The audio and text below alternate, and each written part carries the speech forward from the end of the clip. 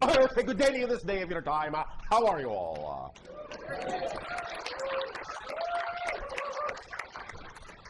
We will take that as an okay. We thank you once again, each and every one of you and all of you together collectively, for the co-creation of this interaction that affords us an opportunity to experience through all of you many more facets of the multidimensional crystal of all that is. So we thank you for expanding our awareness of all the different ways that creation can express itself. Let us begin with the understanding and the idea and the sharing that has to do with the relationship between physical mind and higher mind, functioning as a whole person. Now, each and every one of you made a choice to experience physical reality, to live a physical life. When that choice is made from spirit, from the non-physical level, what you do, generally speaking, whether it be in full consciousness or automatically, is you'll begin to lay out a foundation in what might be referred to as a template level reality. A frequency, a domain of reality just above physical reality, what some might refer to as a lower astral realm. In this template reality, energy vibrations are somewhat slower than the idea of higher spiritual realms, but not quite as slow, not quite as dense as physiological reality. Nevertheless, it's close enough so that it can be used as a template to set up certain scenarios, to play out, to blueprint certain scenarios that will be experienced in the physical reality to come. By setting up these scenarios, these themes for exploration in the template reality, you thus create a kind of automatic function that allows you to focus on the experience and exploration of that theme when you are in physical reality without having to think too much about how that's being done. It's part of the creation of the consensus agreement. That happens in the template level reality, where you all agree to create certain similar circumstances, certain similar conditions by which you will all experience physical reality. It's the level on which you all generally agree to the general rules by which you will play the physical reality game. Once then that has been established in template fashion and set into place, your consciousness then, in a sense, passes through that template on its way to physical reality, on its way to crystallizing yourself into physical materiality, bonding with the idea of the physical body, consolidating down to that focus. And by passing through that template level, you take on the attributes of the general agreed upon reality. You start to imbue yourself and infuse your consciousness with a structure. You crystallize a particular structure that is representative of that reality in which you will have an experience. A similar analogy would be to you that you are deciding to go deep sea diving. And you must then prepare by putting on the proper wetsuit, putting on the proper diving apparatus, and your breathing equipment. You prepare yourself for the environment into which you are about to plunge. Thus then, as you lower yourself, regulate your air, so on and so forth, become accustomed to the deeper pressure below the sea, so too, in a sense, do you become more accustomed by this crystallization process to the idea of the experience of physicalizing yourself and the limitations that go with that. Now, remember, even though this life, for most of you, is all about letting go of many of your limitations, many of them still serve a purpose. They still serve to keep you focused in physical reality. So just the concept itself of limitation is not inherently a negative one. What you do with that concept can be positive or negative. Nevertheless, getting back to the idea of this progression, as you thus then connect to the idea of the physical seed that is being born to create a bonding with the concept of a body, as you crystallize your spirit into that physicality, you actually aid and assist in the formation of that embryonic form, imbuing it with many of the crystallization ideas you have brought with you as spirit, and you work with that embryonic body in your mother's wombs to create the being, the personality structure that will best exemplify the themes that you chose to explore in the reality. While working in that sense with that embryonic structure, you will find that most of the template ideas, most of the thematic ideas that you will explore in physical reality, that you thus then crystallize into that embryonic body, are done after, on or after the 49th day of the existence of that embryo. Up to that point, the embryo structure does not have the capacity to lock in those template ideas, because what has not yet formed in the embryo is the necessary and essential and crucial pineal gland. Once the pineal gland exists, because it is in the brain the gateway and the doorway between higher and lower realities, it is necessary for it to be there in the embryo to function as the gland that incorporates those template ideas and thus then starts to arrange the idea of the neurology of the brain in such a manner and the cellular structure of the body in such a manner as to be conducive to the ideas and the themes that are being crystallized in that body. Once the embryonic form then is sufficiently organized to be a match for the frequencies that are representative of the kind of experiences and themes you have chosen to explore in physical reality, there then starts to become more and more and more a solid vibrational link between the idea of the physical form and the spirit form. Now, this will still be somewhat tenuous for quite some time. Even children that are born will have, generally speaking, anywhere from 3 to 7 years to decide if they actually wish to play out that physical life even longer, before the idea of the vibrational link between spirit and body becomes relatively cohesive and relatively unbreakable.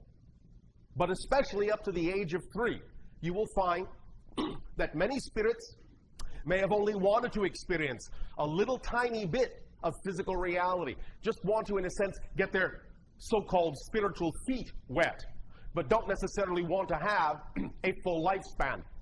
So you will find that many individuals who are still very young will simply choose one day to leave.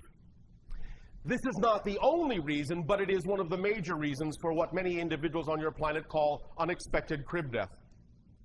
They will just have lived out the span that they chose to live, and they will simply go back into spirit. The idea also of what you might refer to as either miscarriage or abortion is also something that, in a sense, serves the spirit's purpose of choosing someone who wouldn't necessarily choose to have a full-term child, and thus by forming a link with a person who has made that kind of a choice, they will get to experience just the portion of physical existence that they chose to experience and no more. Now, this is not in any way, shape, or form a commentary on that kind of choice. It is simply saying that nothing goes to waste, and in that sense, it all serves some spirit's purpose. So in that sense, doesn't need to be looked at in any kind of a judgmental way. It is simply a choice, a circumstance, and an opportunity that is taken advantage of by those it can serve. Now, as you further crystallize the embryonic form, and it starts to set up cellular structures and neurological pathways in the physical body that are representative of the kind of themes you will explore, what it also starts to create is the personality construct. The representation of the intelligence of the spirit, the consciousness of the spirit, will in a sense be mocked up in the body. It will have a template form of its own that is represented by the capacity for belief systems, emotions, and thought patterns and actions.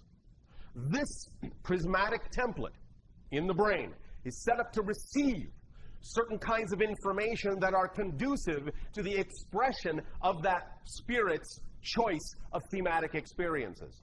Thus, that personality becomes uniquely fixed and uniquely capable of expressing itself along the lines specifically of the themes that were chosen for exploration.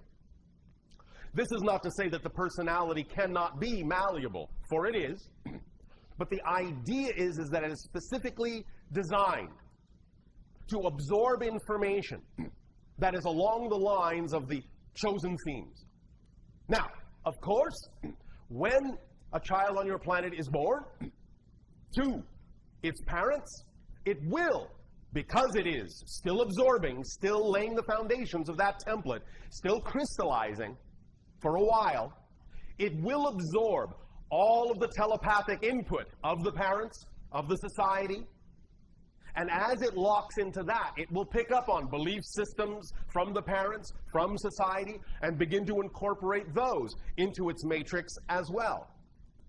Oftentimes, both belief systems that are conducive to its thematic exploration and belief systems that are not necessarily conducive to its thematic exploration, except as belief systems that give the child an opportunity to later determine that it has a comparison to make between belief systems picked up from others that don't belong to it and what belief systems it would prefer.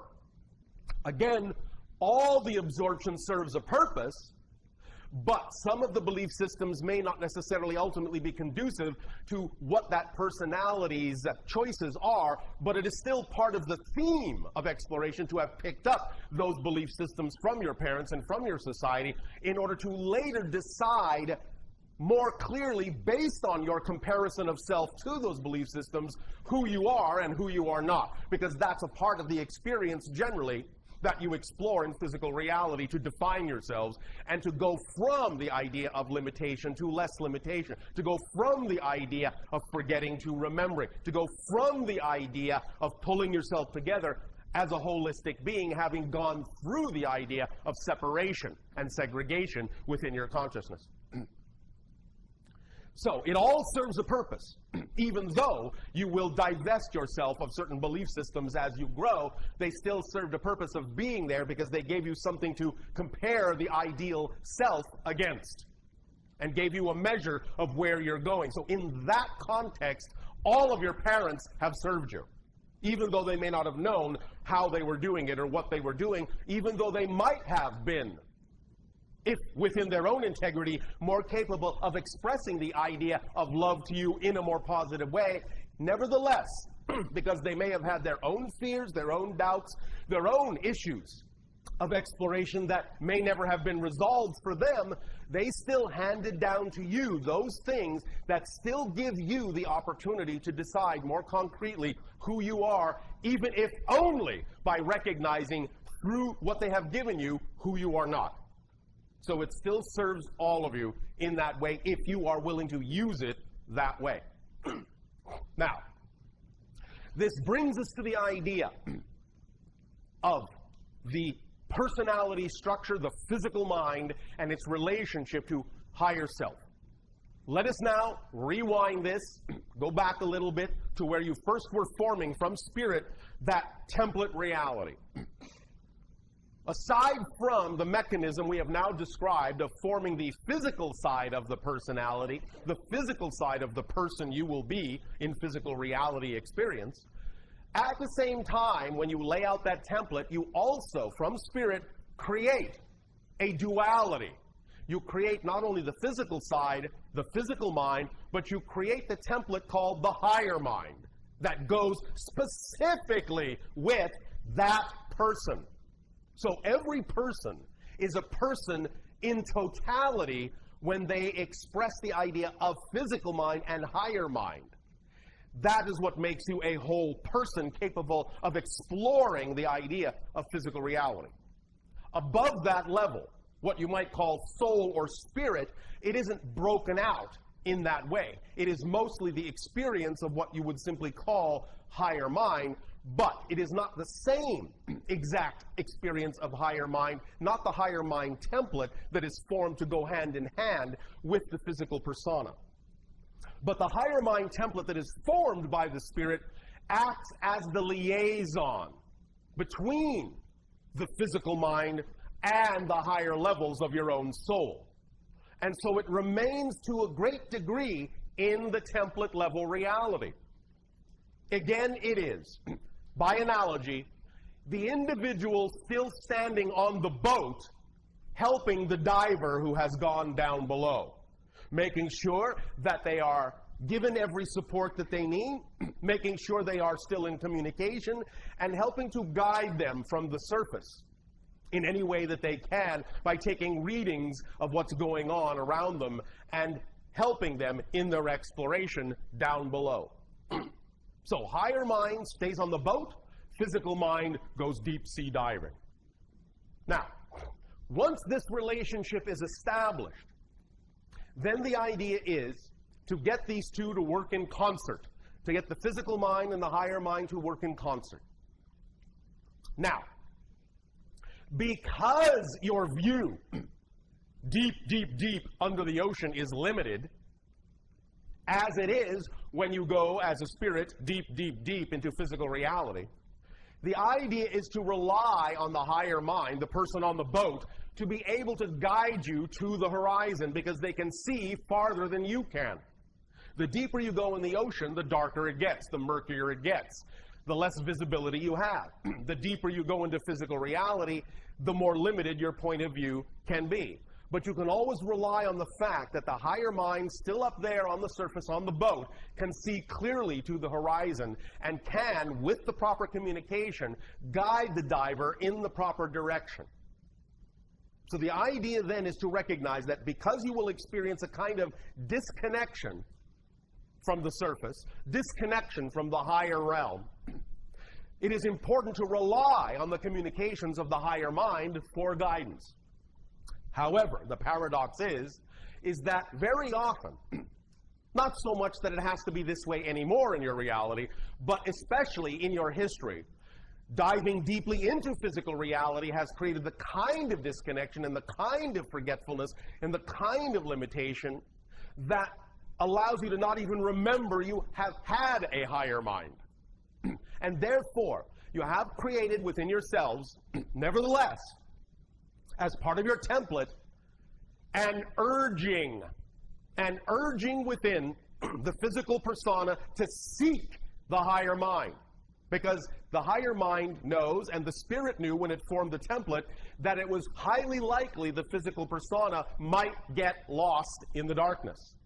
So it always gave the physical persona that one seed, that one spark, that urge to go toward the idea of the light, to go toward the idea of the higher mind, and to form that reconnection.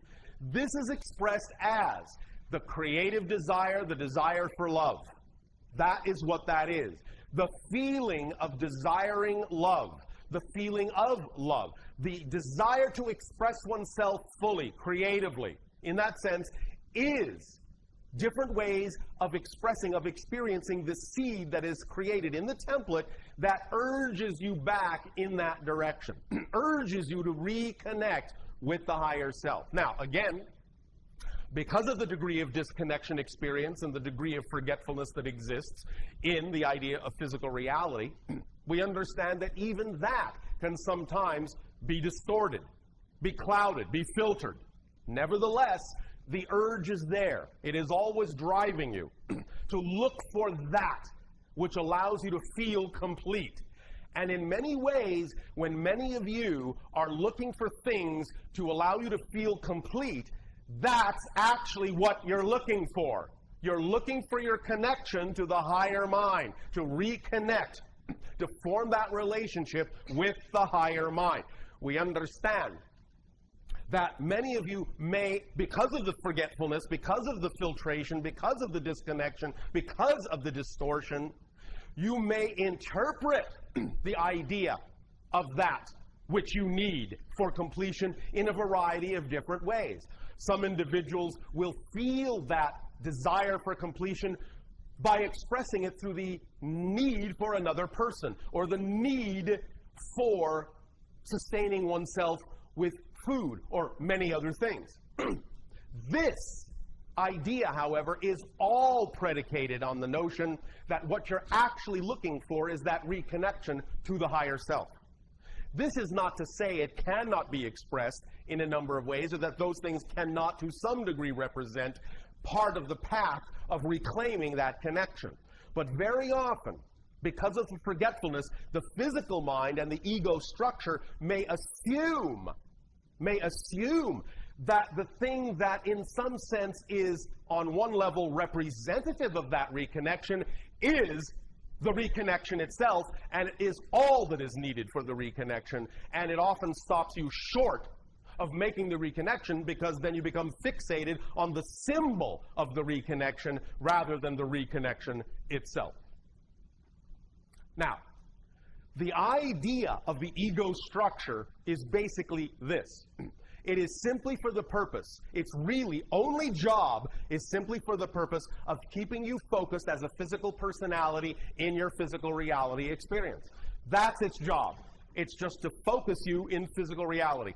Ego, in a sense, is like the diving mask that gives you the ability to have a clear view underwater, so that things are not too murky, so that you can see, sort of, at least to some degree, what is ahead of you, where you are going. It brings things of the physical reality into focus so that you can concentrate on them, so you can focus on them, so you can have a physical reality experience. It creates the idea and reinforces the idea of the belief systems that are part and parcel of the template of your consciousness, of your personality structure that you have created, reinforces them so that those beliefs can be experienced as fully as possible. That's why every single belief is self-reinforcing. Because the ego's job is to add energy to it, add focus to that belief, to make it seem as if no other belief is possible, in order for you to focus on the belief strongly enough to actually have the physicalized manifestation and the experience that goes hand in hand with that particular belief you are holding to be true at any given moment. So the ego's job is to amplify those beliefs, to keep you focused in physical reality, to keep you focused in that experience. But when there is a degree of forgetting that exists to the extent that it has in your reality, very often, because of that sense of disconnection, because of that experience of disconnection, not that you're ever really disconnected, because you cannot be, but you can create the experience of disconnection to such a degree that the physical personality structure, the ego structure, can forget that it's not actually the one in charge, can forget that it has a helpmate in the template reality called the higher mind, can forget that it is not doing this alone. And in suddenly finding itself in the experience of being alone, it starts to build up the idea of fear.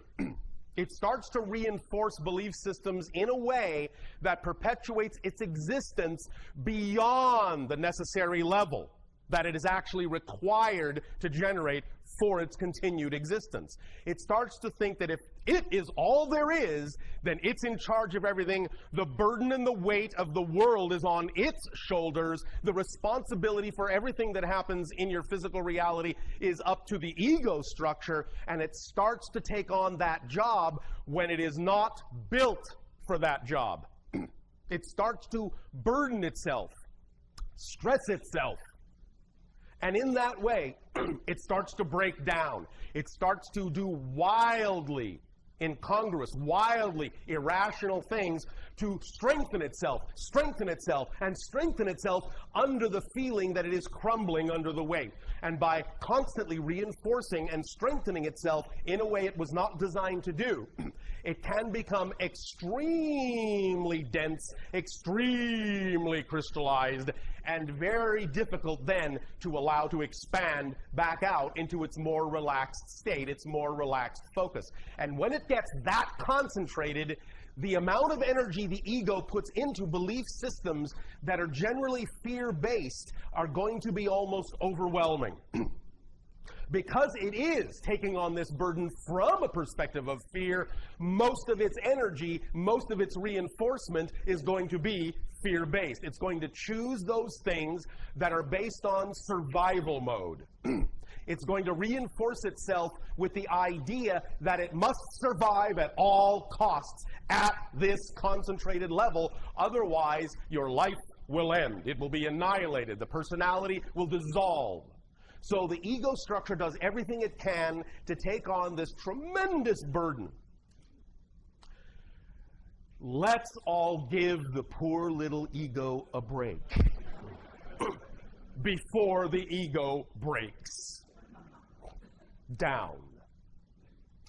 Therefore, in this day and age, even in that concentration of ego physical personality structure, even in that degree of density, look, you have still felt that little seed, that little urge that calls you back to the higher self, back to that frequency, back to the light. Even from that deep degree of murky darkness, you still were capable of sensing somewhere that there must be some kind of higher vibration that calls to you, that tugs at you, that pulls at your heart, that allows you to feel, to know there is some level of reality wherein the ego is free, the personality is free to be what it was designed originally to be, and that there is no need for the stress and strife and struggle and dire consequences and dire experiences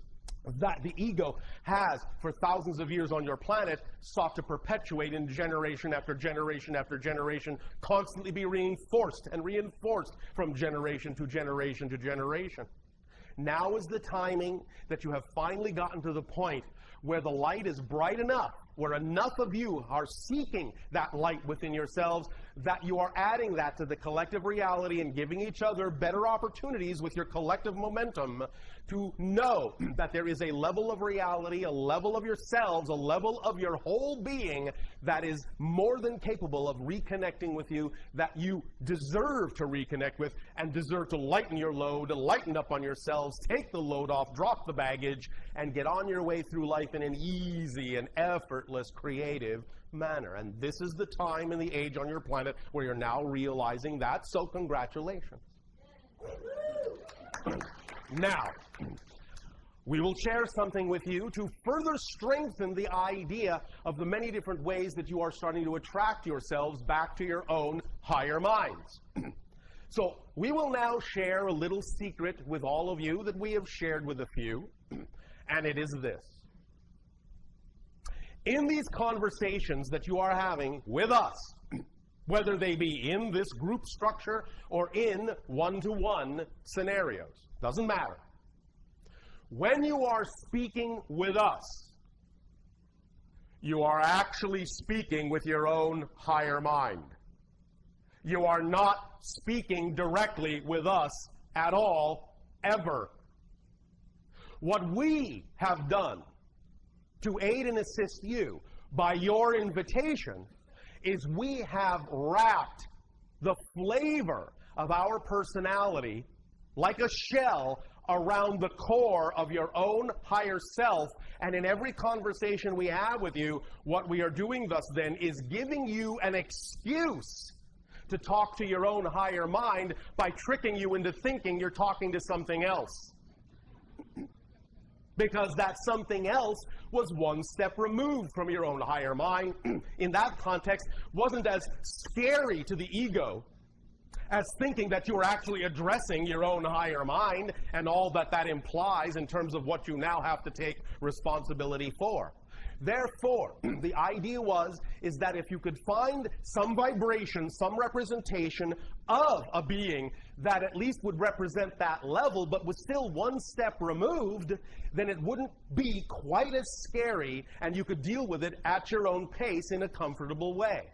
Well, the idea here is that, yes, while obviously we are involved, the actual communication you are having with us is actually the communication with your own higher minds, but wrapped in our vibrational flavor in order to allow you to use us as a permission slip to give yourselves permission to actually communicate with your own higher minds in a relaxed way and get your assumptions and your beliefs and your definitions and your ego structure out of the way so that you will allow yourself that communication. So congratulations on being so clever as to invite us to help you to trick yourselves into speaking to your higher minds.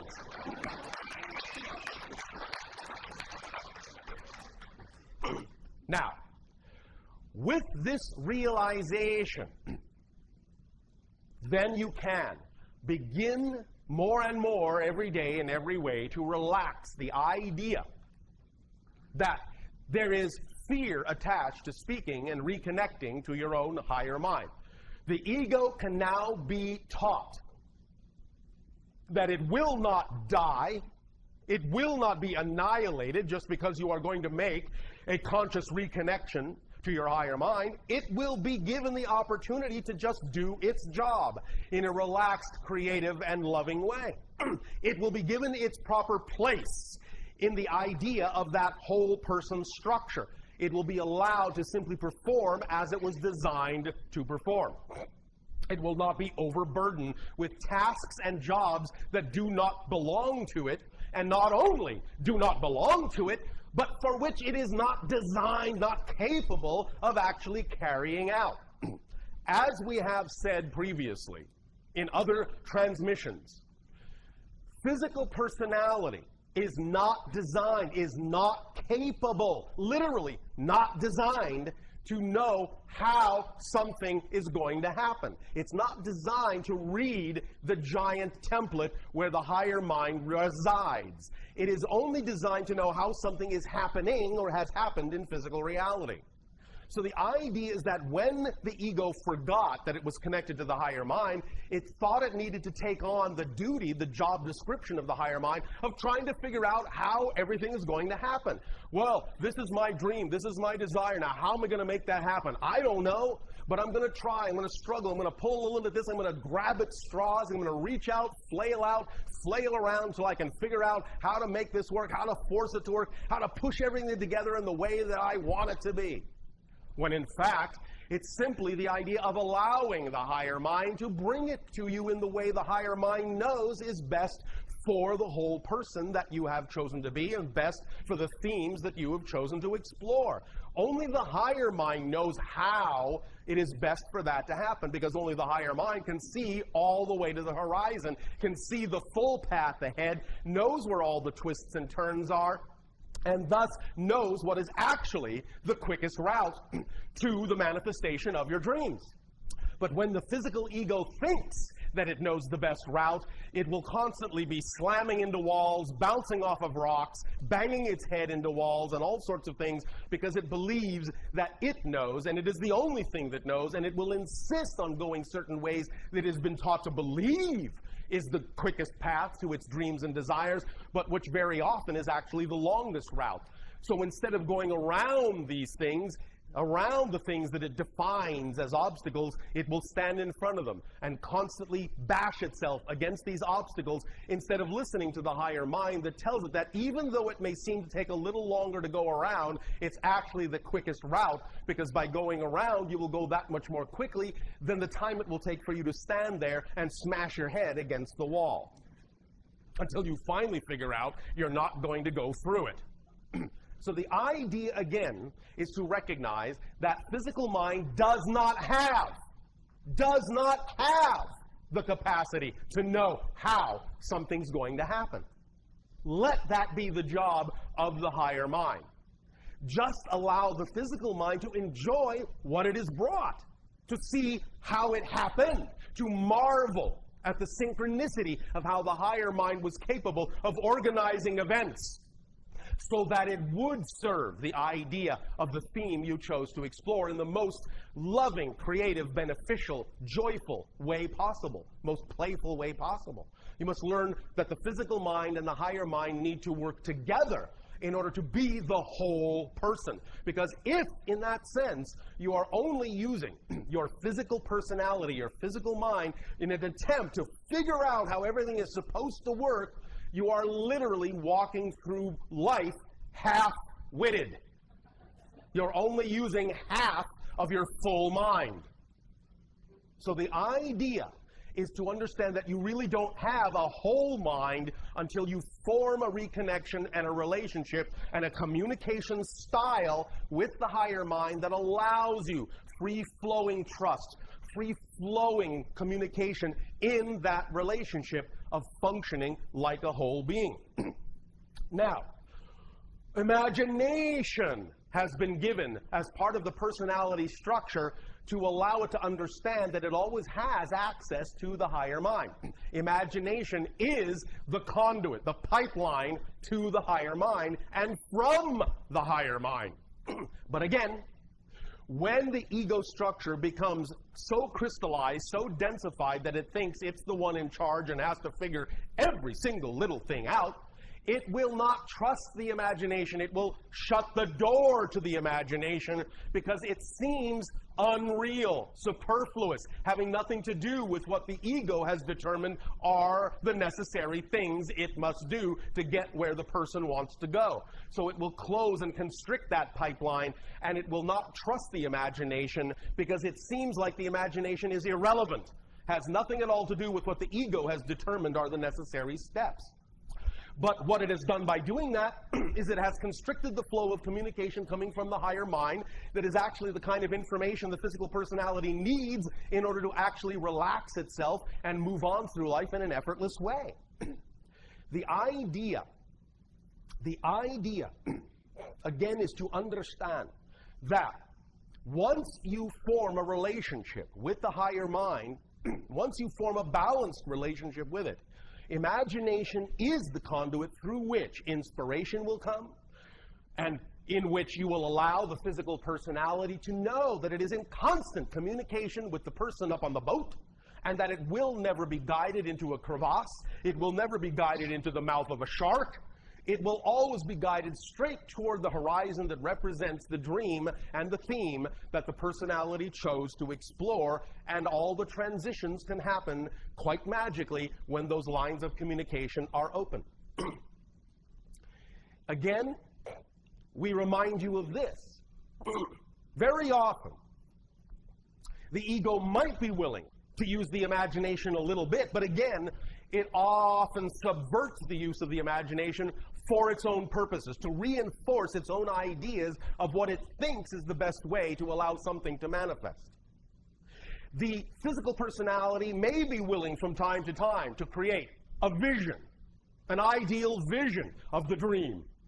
It will create all the scenarios. You have heard us say, and you've heard many say, visualize, visualize, visualize. Create a mock-up in your mind's eye, in your imagination, of the ideal scenario that represents to you the idea of your highest excitement, your highest passion. And this is a good thing to do. This is a positive thing to do. It is a beneficial and creative thing to do, to use your imagination and visualize what is a representation, the closest possible representation you can create with your physical mind of that ideal scenario that you say is representative of your passion, of your dream. But here is the key. It is only a representation.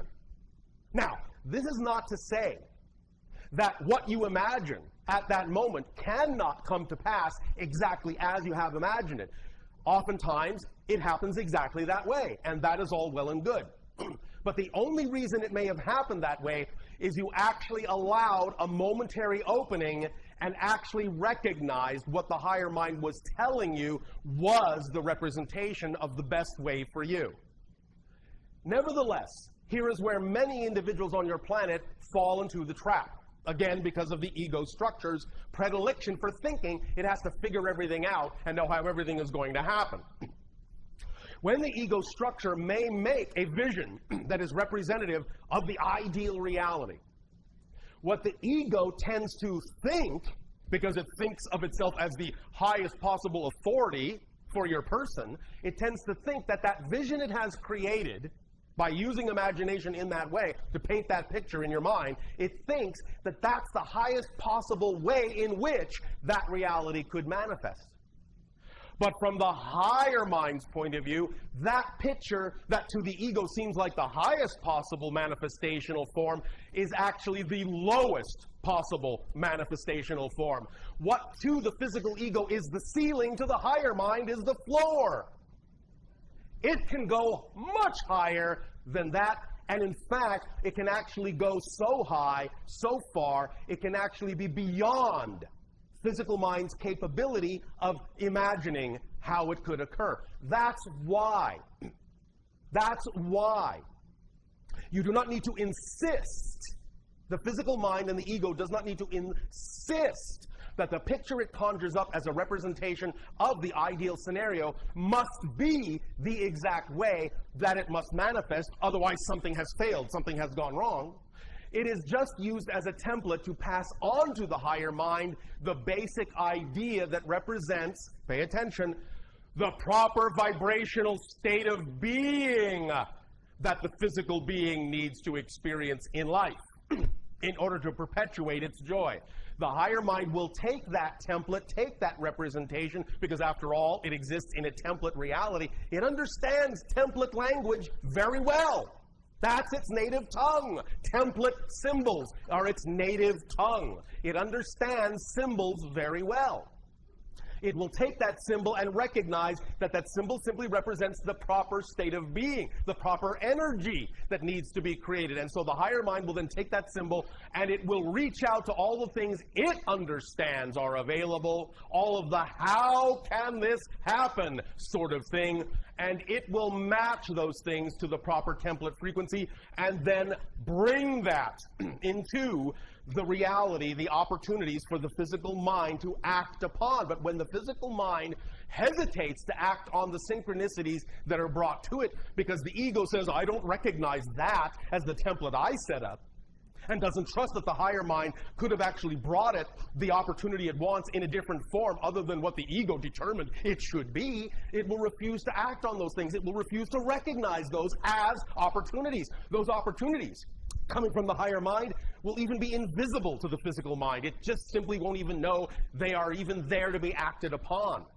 And therefore it will miss those doorways and will never walk through them and will never see the manifestation of its desires because it has been too insistent on the how and not allowed the higher mind to actually show the physical mind the true how, because the higher mind can actually imagine ways far beyond the physical mind's imagining of how such a thing could occur. So, all well and good to set up the parameter of a visualization for the physical mind, but don't insist it must manifest that way, because the higher mind might be capable of bringing it to you far greater than you ever imagined. Let it. Let it. Let it. At least, that's our suggestion. It's up to you. So, now, many individuals have wondered, well, if the physical ego thinks it's in charge, and attempts to shut out all other forms of communication because it doesn't trust them, coming from the higher mind, how do I know the difference between when the physical mind is telling me, oh, this is representative of your excitement, and when the higher mind is telling me, this is representative of your true excitement? How can I tell the difference? Because if the ego is attempting to trick me into staying its course, because it thinks if I veer off that we're going to die, it's going to dangle all sorts of carrots in front of me to get me to stay on that course. So how do I tell the difference between that kind of a carrot and the carrot that represents going in the direction of my true self? All right, fair question. It all comes down to what we have spoken of so often. It all comes down to excitement. It all comes down to passion. But again, we hear the ego saying, how can I tell the difference? How do I know it's really my true excitement? Now, this requires paying some attention to yourself.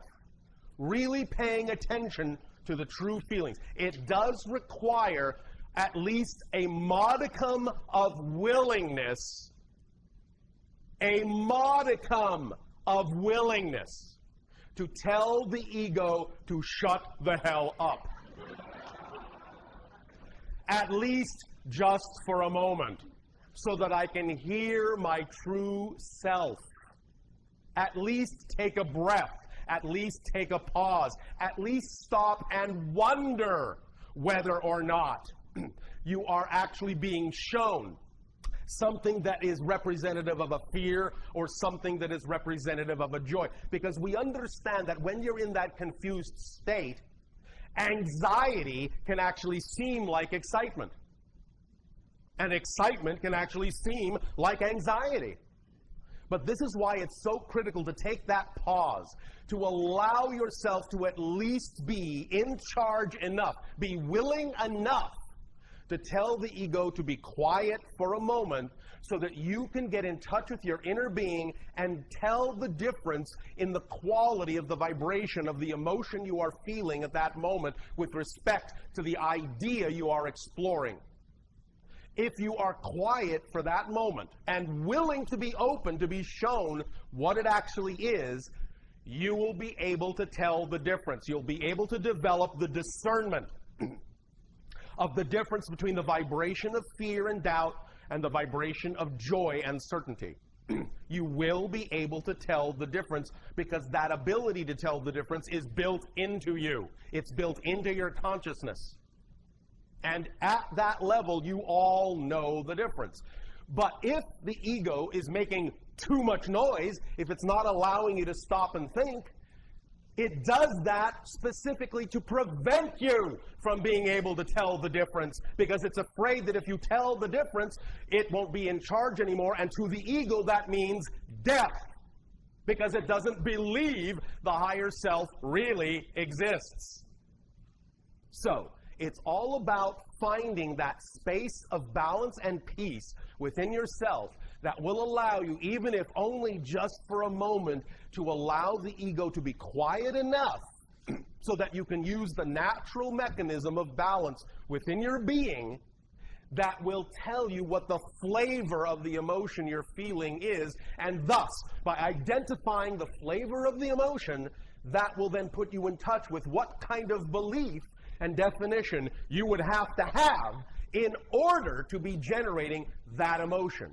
And then you will know whether it comes from the physical negative ego or from the higher self, whether it is representative of fear, whether it is representative of excitement.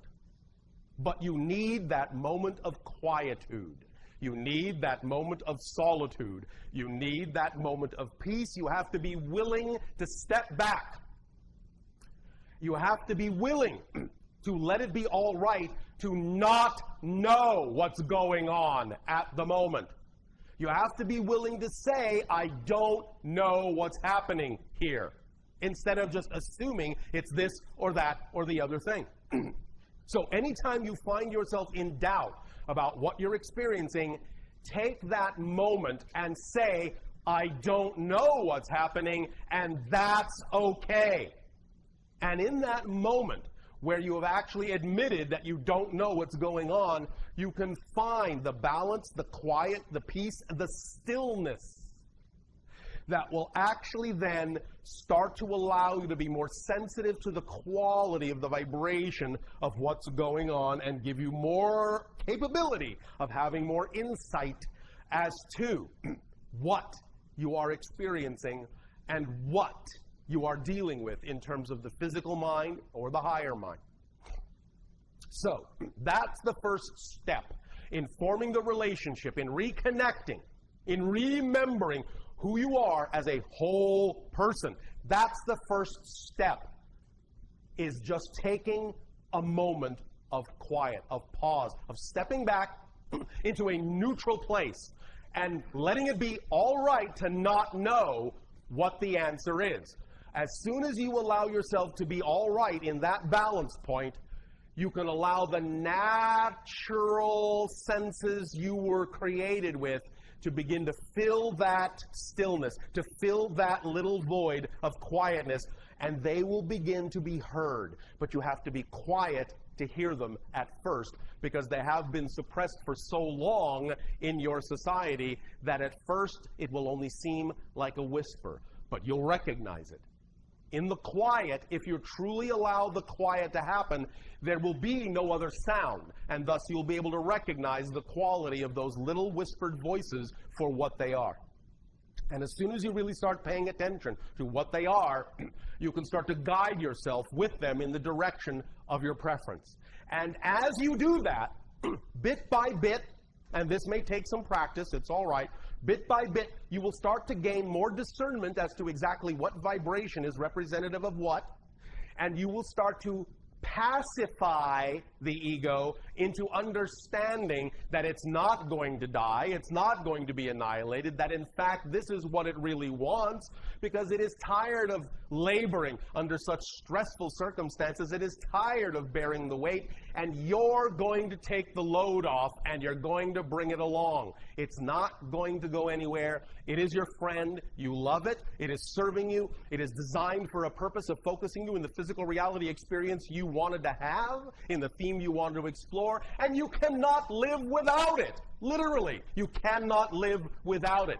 So in that sense, while you are forming a more loving relationship with your higher mind, the key to forming a more loving relationship with your higher mind is to actually form a more loving relationship with your ego and not allow it to continue to burden itself unbearably when it has no business doing so, because it was never designed to handle that kind of weight, that kind of stress. So it's all about loving all aspects of yourself enough to be trusting enough to let them fall back into their proper place in the relationship, do the job they were designed to do, and thus then allow yourselves to be loving enough to yourself to reap the benefit of that balanced relationship between physical mind and higher mind, so you can function as a whole person.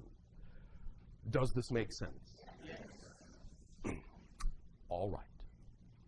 Having said that, we may now, if you wish, open to questions and exchanges. Okay, thank you, Bashar. You are welcome. You? You? Oh, wait, you did yesterday. You? No, the person behind you. Yes. Yeah. You? How many is that? 4?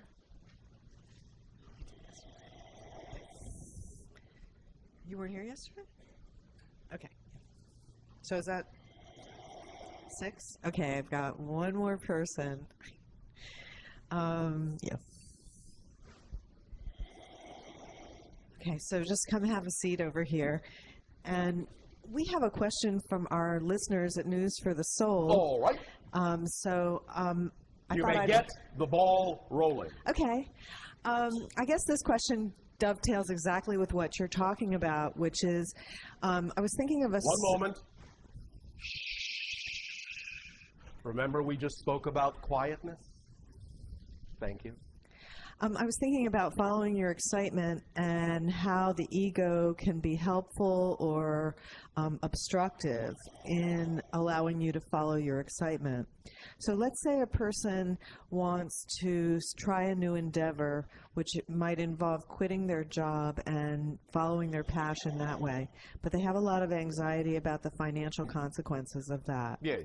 And so how does this happen that the person is able to balance out the energy between their higher mind and their physical mind in order to be able to have everybody do their job appropriately in that scenario? First and foremost, as we have said, you must honor the belief system that is there to whatever capacity you feel it is necessary to do so. In other words, you give honor to the belief system that the ego has created and recognize that from the ego's perspective, it is valid. From the physical mind's perspective, it is valid. Therefore, you don't abandon it willy-nilly, as you say. You work with it. You, in a sense, make a deal. You say, all right, I'll tell you what, physical mind, ego mind, I'll tell you what. I will continue to work with, say, 90% of that belief system, but give me just 10% to play around with, and I will show you that that 10% can actually work. Make a deal, strike a deal with the ego to give you some latitude to move beyond, even a little bit, incrementally beyond the belief system you believe is necessary in order for you to continue. As you make those deals and keep doing them, bit by bit, you will train the ego to understand that as you ask for more and more latitude, the ego will actually feel itself being more and more supported, and it will allow you more and more and more latitude until such time as one day you will look around and realize that all the old belief systems are already gone, and that you allow yourself complete support with the new belief systems in whatever way actually supports you. The second thing is, while you're doing that and making those kinds of deals with the ego, if that's what it takes, is to embark on an expedition, embark on a campaign of redefining the ideas that you're using. For example, the idea that the only way you can be supported in life, the only way you can be allowed to do the things that you desire to do, is with one particular format or representation of abundance. Remember that our definition of abundance is the ability to do what you need to do when you need to do it. Period. Now, if on your planet money is one of those things, all well and good. But the idea is it's simply required that you have the ability to do what you need to do when you need to do it. And if money isn't necessarily the way in which it's best to do that thing, then your reality, your higher mind, will actually bring you the thing that would actually allow you to do that with less effort. Because sometimes if you insist that money's the only way a certain thing can be accomplished, again, that might simply be setting up an obstacle to bang your head against, when in fact your higher mind could actually bring it to you in a more easy way if you would only relax your definitions about what you think you need. So by going on a campaign of changing your definitions of what you think you need in order to be who you prefer to be and have the life you prefer, while simultaneously making deals with your ego to let you stretch a little bit beyond the belief systems, but while still honoring those you really feel you cannot yet change, you can work out a pacing for yourself that will allow everyone the balance they need, everyone to participate, all the aspects of your consciousness to participate as it needs to, and bit by bit you will find that you will change. So if the ego is frightened in that scenario, will it sometimes try to sabotage the person? Like they'll say, yes, of course. Okay, I'm going to try but this. But that's why you need to strike a deal. You see, you need to find a negotiation that works. Because the only time that the negative ego will sabotage you if it feels it's not gotten a fair listen, a fair deal, a fair negotiation. If it feels that you are avoiding it, attempting to go around it, circumvent it. You understand? It sounds like business. It is a business deal. Because the physical ego is all about physical business, the physical world. Therefore, one good way is to use its own language. Deal with it in a negotiation and allow it to understand that you are willing to negotiate fairly. So if you negotiate a fair deal from the ego's point of view, and it allows you some latitude in that negotiation, then there is no reason why it would need to sabotage you. The sabotage only comes when you have not negotiated a fair deal. That sounds incredible, because it's really about understanding the language of the ego. Yes. And talking in terms that it really can embrace and accept. Absolutely. It's all about definitions, understanding them, and working with them. Well, wait. If you're going to ask a question, you need to be in the microphone. So would you like to just So just to be clear, which part is making the deal with the ego? Very good question, because you see, that's where the cleverness comes in. Because the idea is that the one that is actually negotiating with the ego is the higher mind. And so by bringing up the issue of creating a fair negotiation, you have already brought the higher mind to the table. And it starts negotiating with the physical mind in a fair manner, because higher mind is all about balance and fairness. But you're using the physical mind's language in order to get the idea across. So both are present in the negotiation. That's the issue.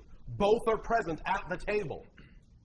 By even offering the idea of a negotiation, you have brought both the physical mind and the higher mind to the table to work out the best deal for the whole person. And that's the underlying issue in the negotiation. You are working out a fair deal for everything involved, for the whole being, for both sides, for both polarities. All right? Okay, that's great. I'm getting a lot more clear on how you can have this dialogue with all these different aspects of yourself, Yes. and become a unified person. Yes. Thank you. Thank you, Thank Bashar. Good day, Bashar. And you good day. Thank you. Recently, in my meditations, especially with the use of entheogens, I have The use of entheogens. define. Well, the scientific name for it, entheogen, en meaning in, theo is God, gen is generate, so it's plants that generate God within, such as like mushrooms and things of those nature. Understood. Okay, so I've done mudras. Yes. And later finding out my ego, physical mind, doing research, finding out there are ancient Tibetan hand signals that raise frequency. Yes. What is this? My higher mind communicating with me? Why is this happening? Is it like a quantum overlap? Well, what's yes, going on? in a sense, although again, remember that all of these things are simply permission slips. You understand? Sort of. Can you elaborate? The notion of permission slips is simply that which you are attracted to use as a symbolic helpmate to put yourself in the proper state of being that represents more of your true self. But the idea is that you attract yourself to use these tools, these rituals, these ideas as a permission slip to align with your belief system, to allow yourself a reason to give yourself permission to be more of yourself. None of these things themselves are actually doing this. You are. But they are designed by nature to function as permission slips to allow you to give yourself permission to unlock those states of beings within you. And the ultimate realization that comes from the use of permission slips is that you no longer need them to create the state. Are you referring to the entheogen or All the of it, mudras? any of it, any tool, any technique, any physical symbol that allows you to feel that you can achieve a certain state of being, a certain vibratory level, is nothing but a permission slip that ultimately will show you that you no longer need the permission slip to create that state. Does that make sense? Yeah, it makes sense. I guess I'm a little bit more questioning, like, when this is happening. Also, I guess you could say like Reiki type healing Yes. occurs as well. Yes. But again, all healing is done by simply creating a vibration that suggests to the person to be healed what frequency they need to match within themselves in order to create the experience of healing for themselves. I understand that. And also, just real quick, the ego itself, Yes. and an out-of-body experience type Just the situation. fundamental ego, you mean? Just the focusing mechanism. Yes. Yes. The inner dialogue, I Yes. guess. And an out-of-body experience type situation. Yes. Where you feel totally dissolved and one with everything. Well, not exactly, but go ahead. Not exactly. Well, in other words, if you actually had the so-called experience, I put that in your quotes, of actually being the one, you would not actually have an experience. You would just be the one. The one does not experience itself. The only way that the one could experience itself was by creating itself as the all. So when you have the experience you just talked about, the actual experience you're having is a connection to the all within the one, but it is not actually a connection as the one itself. It is only a connection to the one as the all. Is that like the 99% kind of method you gave yesterday, like right before the It one? is similar to that idea, yes. Because to actually go into the one, to actually be the one, there is nothing else. And an experience cannot be had when there is nothing to compare yourself to. So the one has no experience. It has experience as the all that it is, but not as the one. So this is just a clarification of terminology. Okay. Make sense? Yeah. So in your out-of-body experiences, when you can perceive a connection to the all, that the one is, yes, Yes. and then you were going to say beyond that? Oh, I was just going to say beyond that, just when you experience that, like, it's more of a processing thing coming back into the ego mind. Like I was going to ask with that Yeah. question, is there really a dissolution of the ego, or is it still there? You still have a sense of your own identity, but it is not actually experienced in the same methodology or by the same mechanism as the physiological mind's ego structure. Is that similar to dreams then? It is more similar to that, but it is actually even beyond that. Because the dream itself also has to be a physical mind construct in order for the physical mind to understand the symbologies of the experience. The dream may not be literally representative of the experience you had, but it may be the closest approximation the physical mind can make to symbolize and represent that an experience was had. Therefore, the dream structure is actually a creation of the physical mind personality. Okay, so that's not the higher mind then sending, like, for example, for inspiration, imagination that comes from the higher mind. Oh, yes, yes, yes. It can be that the origination of the information comes from the higher mind. What we are saying is that in order for the physical mind to understand it, it has to cloak it in symbology that makes sense to the physical mind. Okay. Therefore, what it's actually perceiving are an arrangement of its own symbols of what the higher mind is saying. It's like translating from one language to another. Excellent. Make sense? Yes. Thank you. Thank you very much.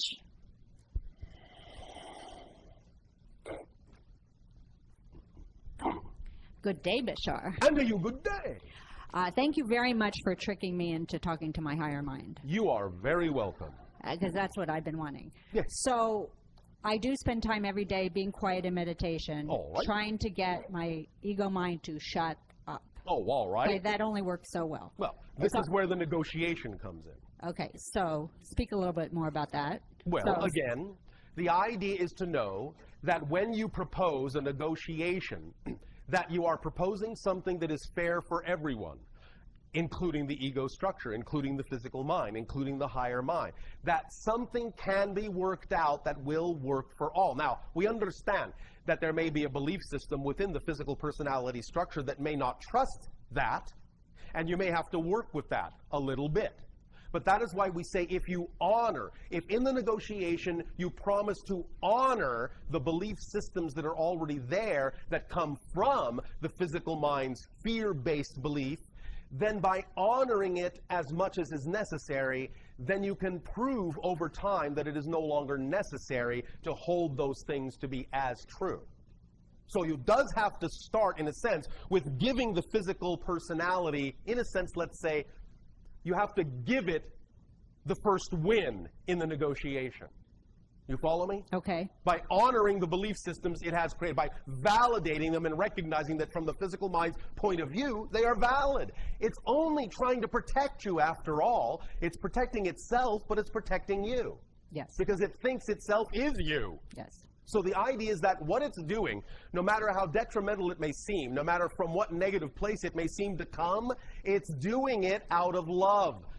Making the statement in your negotiation, your opening statement in your negotiation that you recognize that it's doing what it's doing out of love is the way to begin the negotiation. And then what you're returning with is the idea that what you are also proposing is out of love, because you want the ego to survive and you want it to experience joy in doing its job effortlessly. And therefore, what you're going to propose is a sensibly and reasonably paced unfolding of a change in a negotiation that honors its side, its view, while at the same time also allowing you to prove to it that the changes you are proposing will serve it as well. So it's a win-win situation. But you must start any such negotiation by letting it, in a sense, win its first point, because the ego is all about winning. Yes. And when you can teach the ego then that you're interested in a win-win, it will start to relent and grant you some leeway.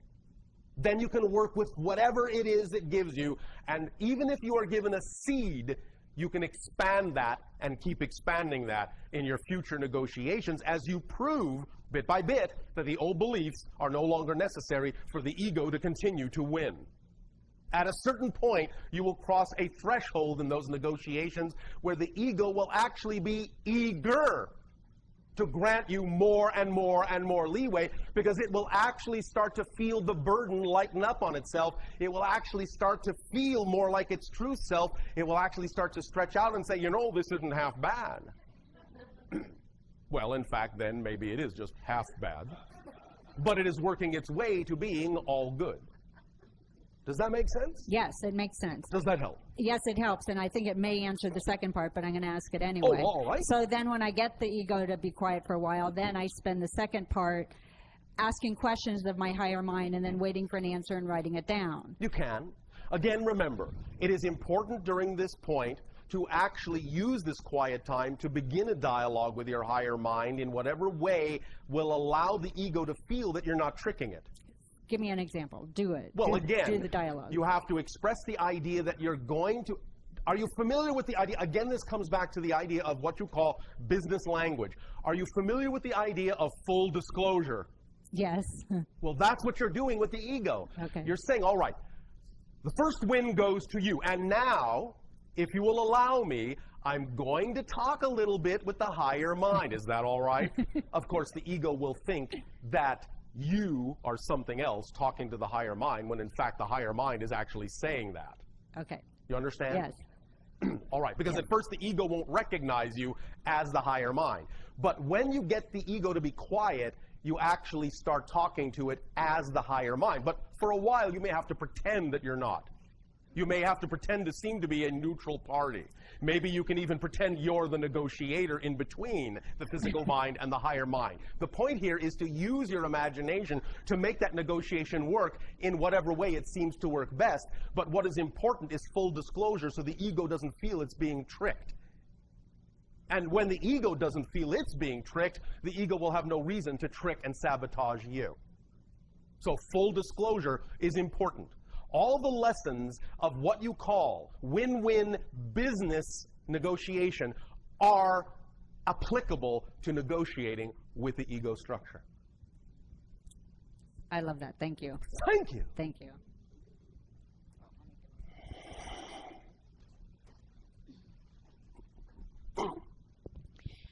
Bashar, I am absolutely excited and delighted to be here with you. Oh, all right. Thank you so and much. Good day. Good day to you. Good day.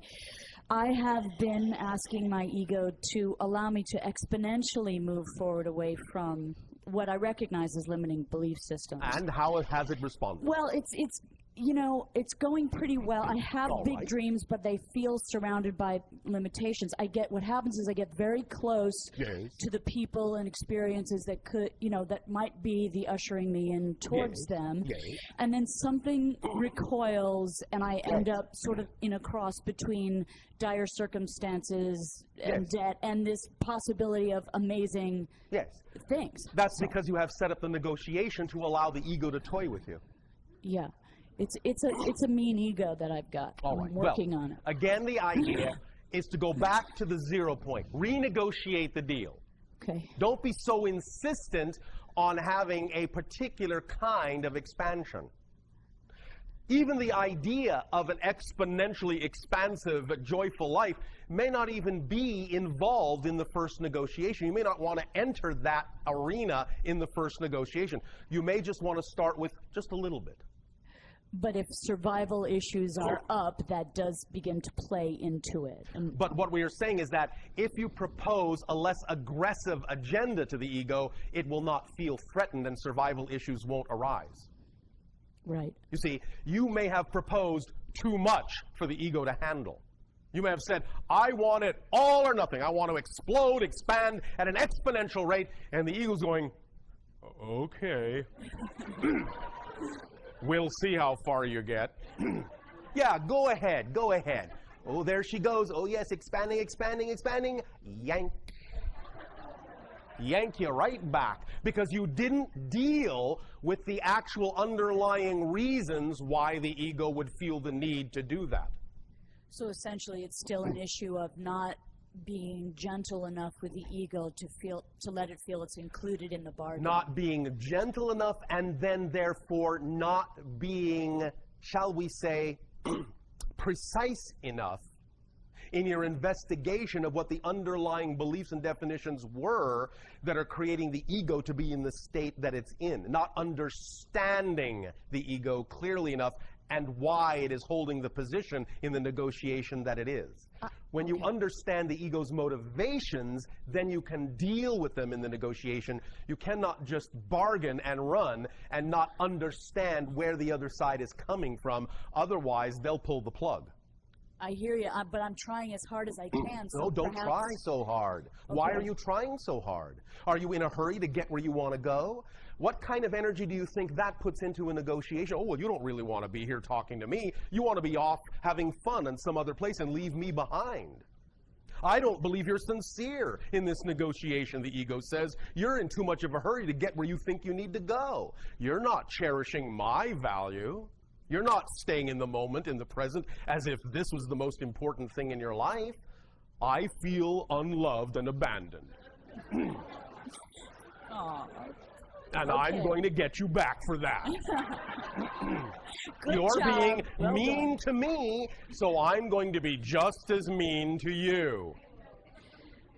Right. Are I you get getting the point now? Yes, I do. I get it so completely. It's just that It's how just that what? to. I It's just just- told you. Okay. You need to relax and not be so eager to get where you think you need to go. You need to be nowhere more important than right here, right now. Whatever is happening and whatever process is important to go through in forming this dialogue and this negotiation with your ego is the most important thing in your life, and nothing and nowhere is more important to be. Forget about being anywhere else. This is the most exciting thing. And if I end up on the street corner without a home, Oh, good way to set yourself up. well, it's heading there. Who is saying that? Some bastard, man. I'm gonna go wrestle with him. The negative Excuse me. ego is saying that to try and scare you because you've scared it. Don't you understand? That's how it works. If you scare the negative ego, it will scare you back by making you believe. Remember what we said about negative ego reinforcing negative beliefs? Yes. So when you scare the negative ego by making it think you're going to abandon it, it will scare you into seeing a future that is one to avoid, so you won't go away. It's covering the reality you could have with a smokescreen, an illusion of a reality you don't want, so you won't move in that direction because it doesn't want you to go. Because you've let it think you're abandoning it. Because you're not treating it with enough respect. Gotcha. Make sense? Yes, sir. Oh, thank you, ma'am. Sirs. Thank you, my dear. And you as well, my darling.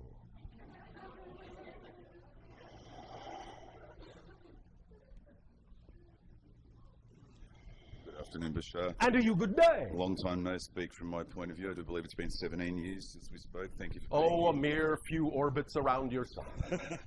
Friend, I'd like to discuss a little bit further the ego issue regarding second-guessing internal dialogues with, Yes. with spirit and the like. Now, over the years, we discussed when we first met guides and the like and Yes. certain things. How, as time's progressed, these communications do occur, but at some of the times, part of myself kicks in and says, it's not happening, it's not a reality, you're fantasizing, you're making it up, you're Yes. playing with yourself. Yes. So, probably should have worded that better. But with regards to that, how can you be, and I know 100% certain is an objective phrase, but how can you be certain that the dialogues you are having internally aren't just made up? For example, Yes. about 12 months ago, laying in bed with my partner, etc., and I put out some thoughts to say hello, and it was either you or you in aspects Yes. that dialogued with me, and it wasn't a dialogue, it was a dissertation with 4 topics, and I remember the last comment, you will remember this. Yes. So I'm articulating that back to you now Yes. to establish whether that was you as an individual or whether that was you an aspect through my own consciousness dialoguing It with was myself. your own higher self tapping into our frequency and delivering the information in our flavor. Okay. So in that, then how can I encourage those interactions By not ongoingly? needing them to happen. So letting go of the requirement for them to happen. Absolutely. All expectation needs to be let go of so that you can simply allow what needs to be there to be there. Okay.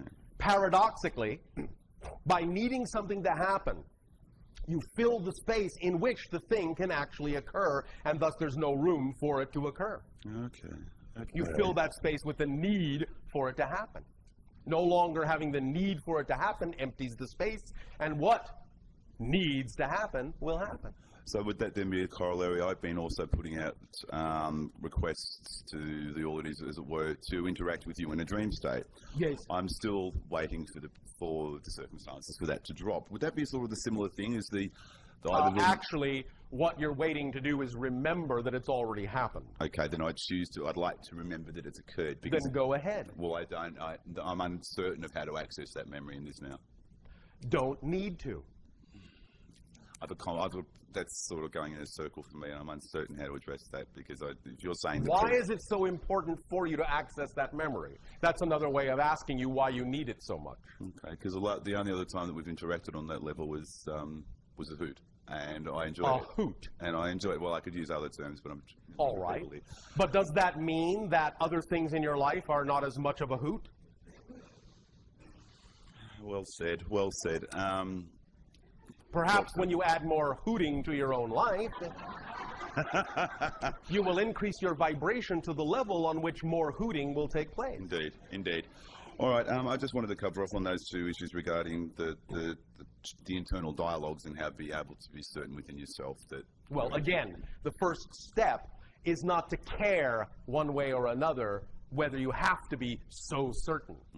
The idea, again, is to focus on the things that give you joy and just get on about the business of living your life to the best of your capacity in acting on the things that give you passion. And trusting that whatever else you need to know, you will know. And whatever other experiences you need to have, you will have. Remember, you've made appointments, you've made agreements to have certain things happen in certain timing. And the only way you can miss those appointments is by worrying that you will miss those appointments. Touché. So, does that help? It does, brother. It does, brother. Thank you. All right. Owl, see you later. Thank you very much.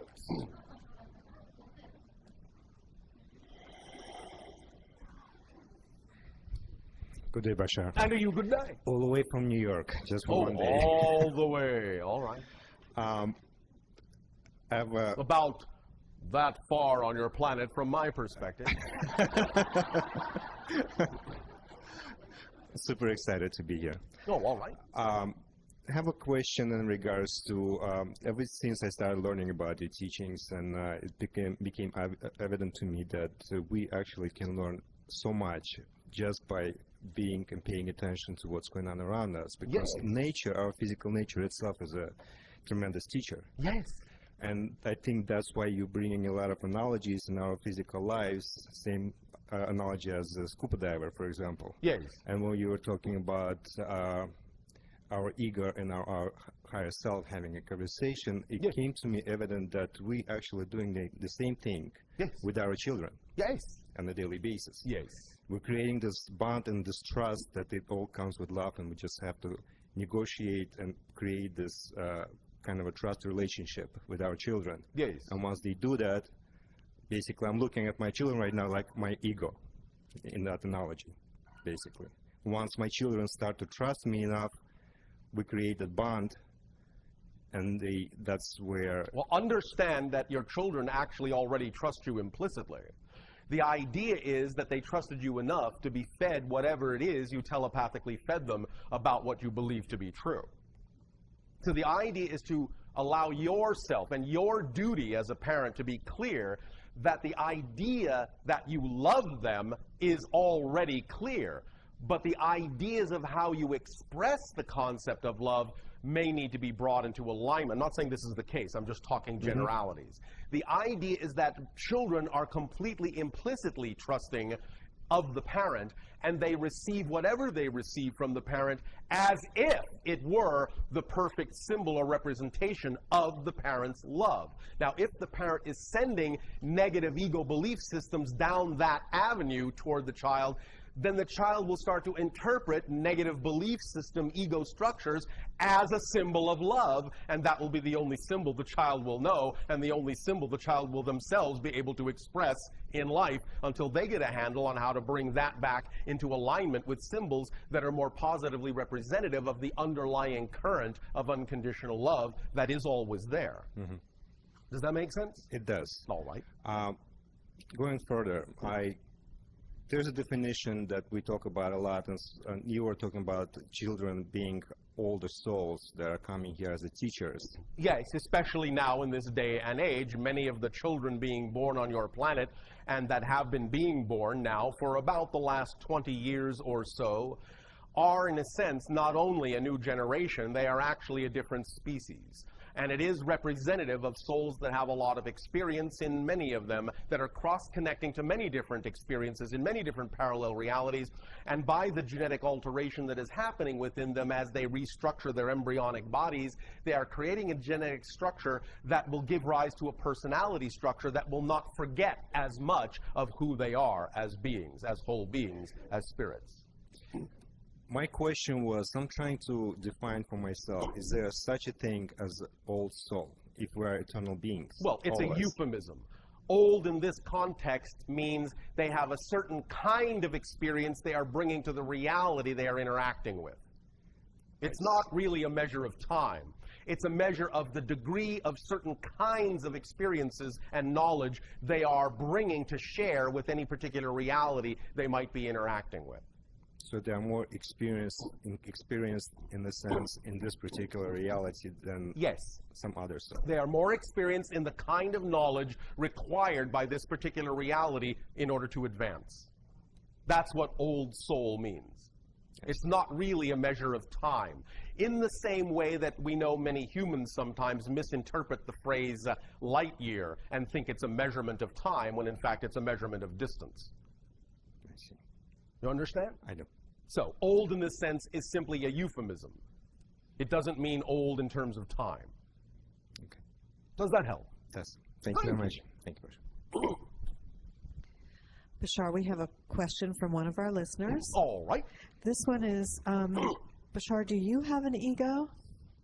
We have a sufficient amount of ego to keep us focused in physical reality to whatever degree we wish to be focused in it. But again, we remind you, ego by itself is not a negative term. It's just a focusing mechanism.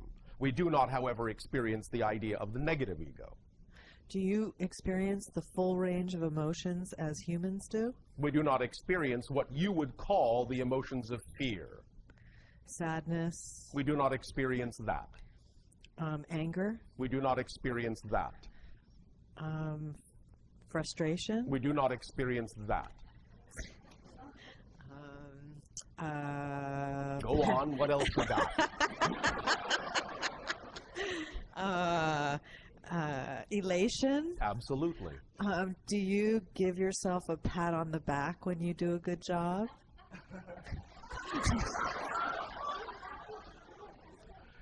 The enjoyment of doing the job is enough, because it is far more satisfying than any pat on the back could ever be. And we do not need to pat ourselves on the back because we know creation has our back. So when we have a more balanced ego structure, Yes. how would a human experience themselves? As a joyful, playful child. Just experiencing themselves rather than thinking about themselves experiencing it. It's beautiful. It is. Thank you. Thank you. Good day, Bashar. And to you, good day. Okay, going on the line of your definition of abundance. Yes. Can you define need?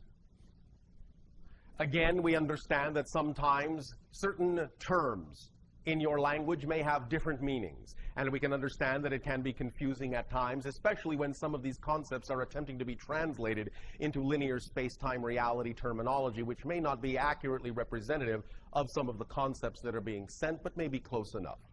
Need in the context of a positive frame of reference is simply that which is necessary for the continued support of a being.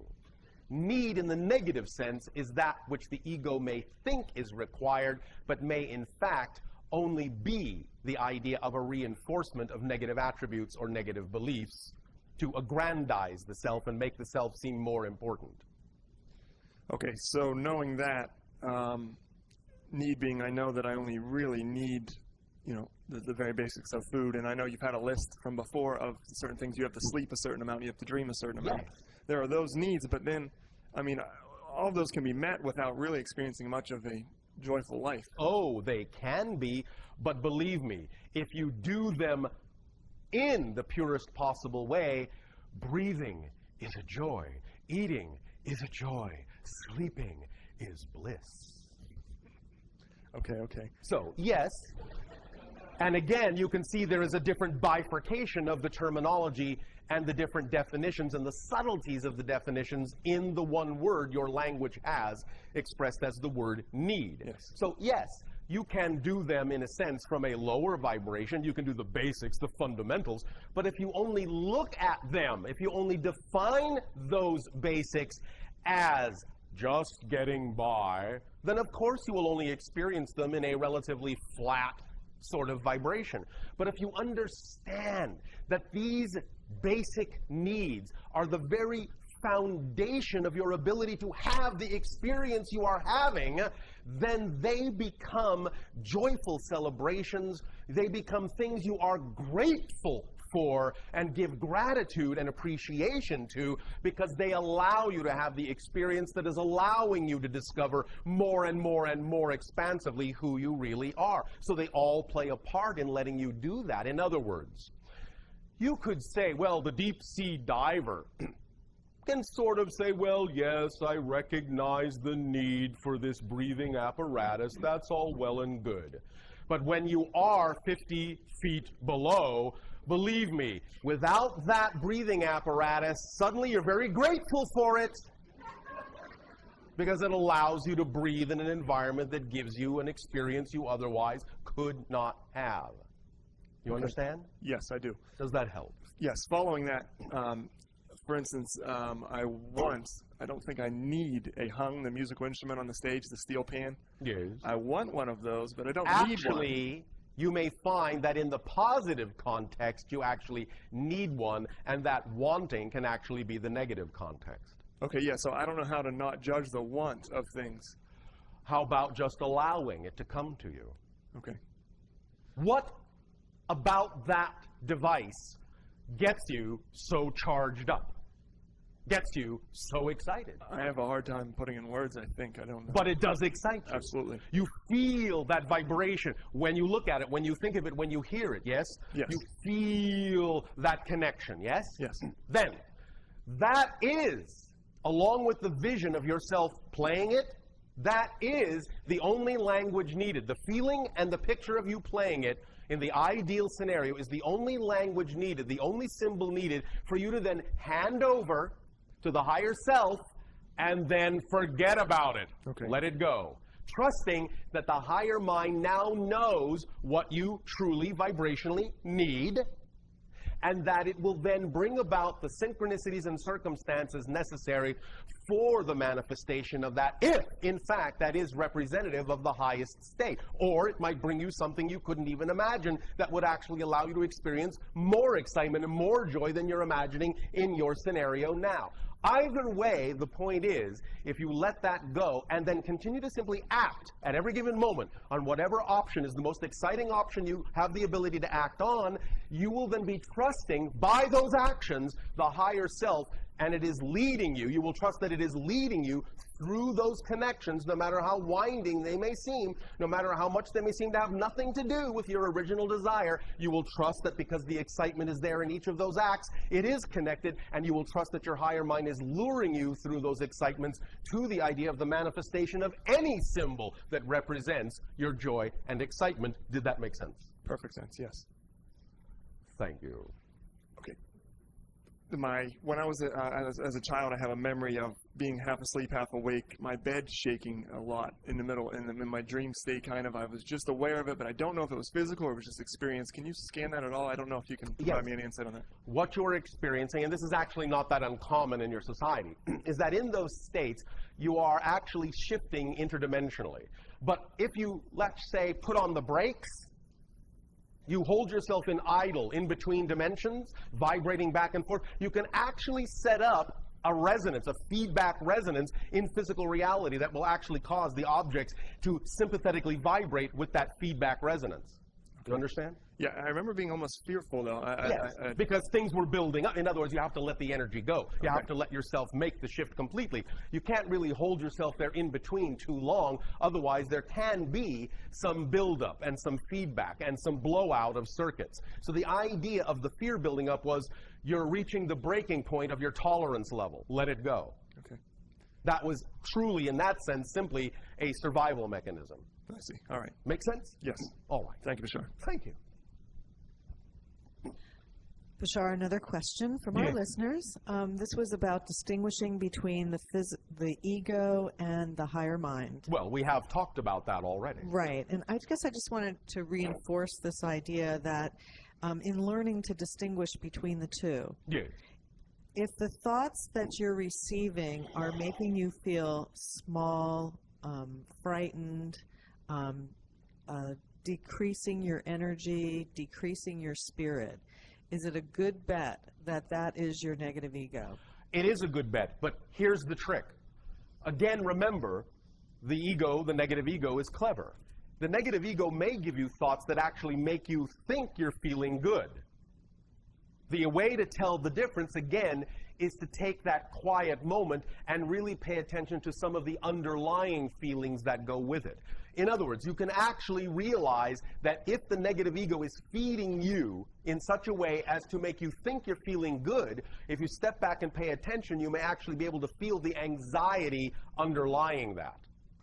And that's what lets you know it's the negative ego, attempting to trick you into thinking that anxiety is excitement. But generally, eventually, you will find in the physical reflection of your physical reality, in the mirror of physical reality, the negative ego cannot trick you that way for long. Eventually, physical reality, just being a neutral mirror, will show you something isn't working. Therefore, you've got to take a step back and look at what you thought was exciting and make sure that the excitement is genuinely coming from the higher mind and was not just a trick of the negative ego to allow you to avoid something you're actually fearful of. So always, even if you can't tell in the moment, always the physical reality will show you something isn't coherent here. Something will not make sense. Something will be out of alignment. Something will be out of whack, as you say. And it gives you the moment to step back and see if, in fact, there was actually coherency in what you were getting and where it came from. Does that make sense? Yeah, I'm trying to think of I'm putting it finally this way. Again, when the negative ego generally gives you something that may appear to be excitement, but you find yourself still reacting negatively to circumstances that occur in your outer life, that's a good clue that it wasn't actual excitement, that it was still coming from the negative belief system. I see. Does that make sense? Yes, it does. So that's how you know from the reflection that is given to you, not that the reflection changes, but how you respond to the idea of what's going on in your physical reality as to whether it was a genuine excitement or simply the idea of a disguised anxiety. I see. That's very helpful. Thank you. Thank you. Are you approaching your break time? All right. Thank you, Bashar. And to you, good day. Thank you. I have a question about your civilization. Yes. Do members of your civilization often interact with beings of a much, much, much higher density than your own? Much? Or... Yes. Okay, great. If so, can you describe them in a way that we would be able to understand? Generally speaking, you will find that beings of the idea you call seventh density will be mostly energy constructs, energy forms. They will be patterns of light and electromagnetic or electromagnetheric energy. They may present themselves in a variety of ways that again are representative of the symbols of the consciousness of the other civilization they are communicating with. Therefore, sometimes the beings that we interact with of that level actually appear to us as multifaceted crystals floating in the air.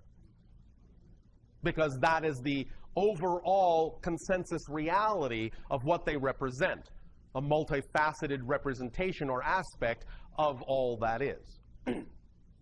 Thank you. What have you learned from them recently which has assisted in your own individual growth and evolution? Oh, thank you. One of the things we have learned from them recently, as you say, in terms of time, is the idea of how, because in a sense they function as our higher minds, how we can experience their level of reality more and more and more and more in what might be called the lower vibratory levels. What interpretations we can recognize as aspects of their reality that are capable of manifesting in our reality, and to interact with them in ways that would let us know we are interacting with them, even though they will be cloaked in manifestations of our reality. They are telling us how to see through our own symbols more and more and more to the pure essence of their being.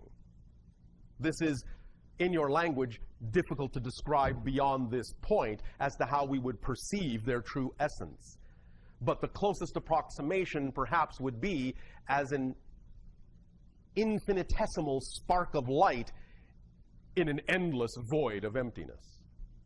Excellent. And yet, at the same time, knowing that the infinite void of emptiness is also contained in that infinitesimal spark of light. Thank you. Thank you. Another topic. Sorry, I'm dying to notice. Thank you for appearing in the movie Tuning In. There was also... Well, I did not appear. The channel's body appeared in it. Thank you for that clarification. There was also another channeler in the movie who claims to channel an extraterrestrial consciousness.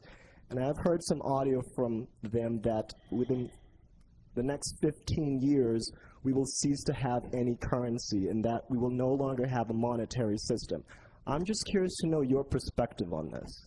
As we read the collective energy now, sometime between your year of 2015 and 2033, you will begin to lay down the basis for the removal or shift or change of the monetary or economic system as it exists now, but that does not mean there will not still be some form of symbolic exchange in that time.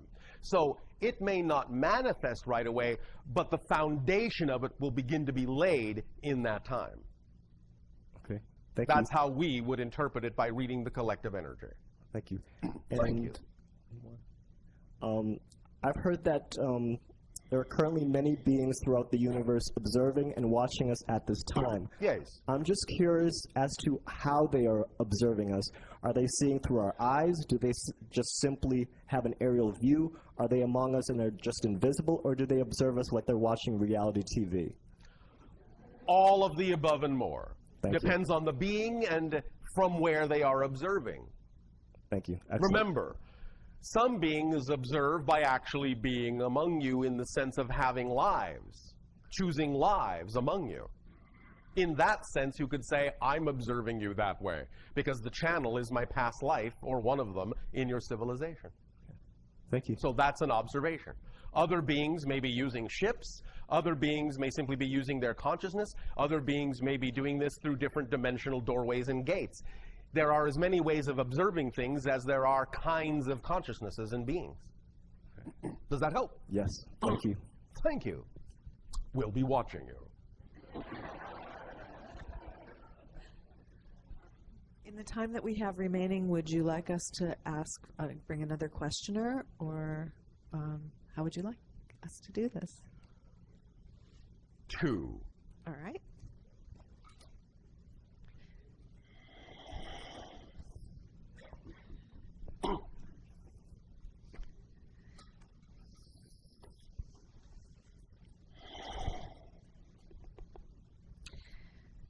They're on their way up, but I'll ask this question for You our are all listeners. on your way up.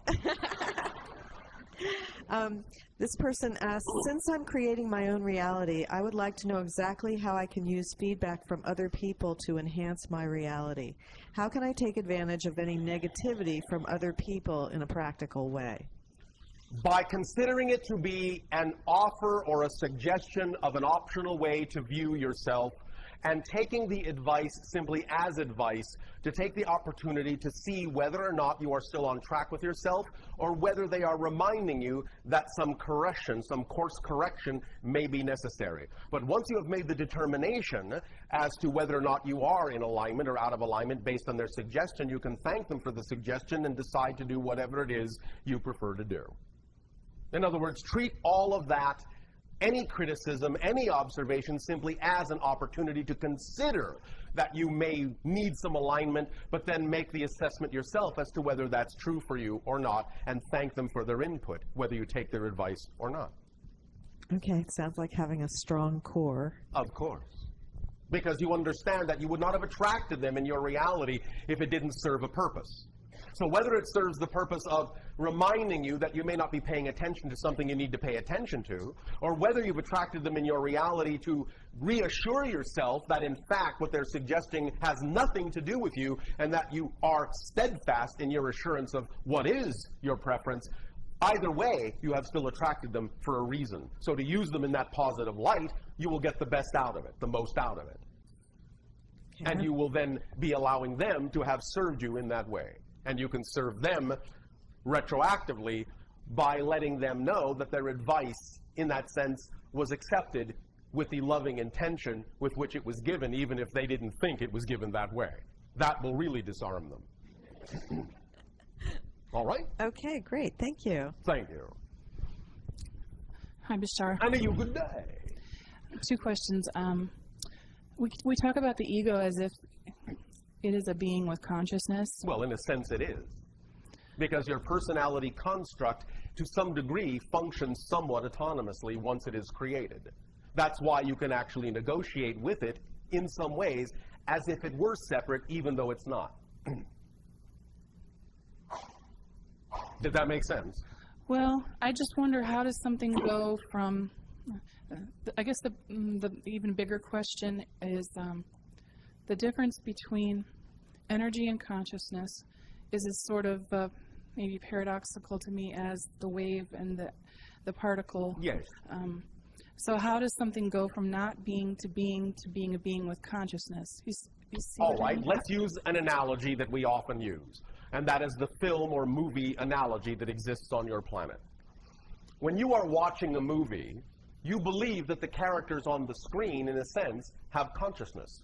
Because, in a sense, an actor has given them a voice. But if you actually stop a moment and think about it, you're relating to nothing but a bunch of light. You're relating to an illusion. It's causing you to allow yourself to feel emotions, to think new thoughts, to respond in many ways to what you're seeing on the screen. But what you're seeing is actually not the living actor, nor even a real character. So the idea is similar. You have created a context, a character in context in the ego. You have used consciousness and energy and molded it into a certain pattern in such a way as it actually can be dealt with in an illusionary manner as if it had its own autonomous reality. Make sense? This is for the purpose of creating reflectivity. Make sense? Yes, no, maybe? Well, it does, except, when it turns into a monster. Yes. Well, some of you like going to horror movies. Well, that is a continued part of this question is, sometimes I feel extremely angry that somewhere, someplace, some part of me decided it was acceptable to put me in an experience of distress. Yes. You know, from the higher perspective, it expands consciousness in limitation and teaches other beings, and it's oh so good for the rest of the universe. But my moment is misery, horror, fear, anger. And I get angry that I've been put in that position, and I want to know who put me there. Anger, in that sense, is actually the recognition that you put yourself in that position. The anger is from the fact that you're not taking yourself out of it. Because you were not put in the position, you chose it. The anger comes from not being willing to choose something else. So you can use the anger to find out what the belief is that you have bought into that makes you feel like you should not choose something other than those negative experiences. That's what the anger comes from. You're angry at yourself for not choosing something different. And you can't figure out why you're not choosing something different because you're not in touch with the belief system that makes it seem all right to continue in the way that you have chosen in the first place. Make sense? Well, if myself knew that I could get lost. Yes. And knew that I might have these terrible experiences and decided to do it anyway. Yes.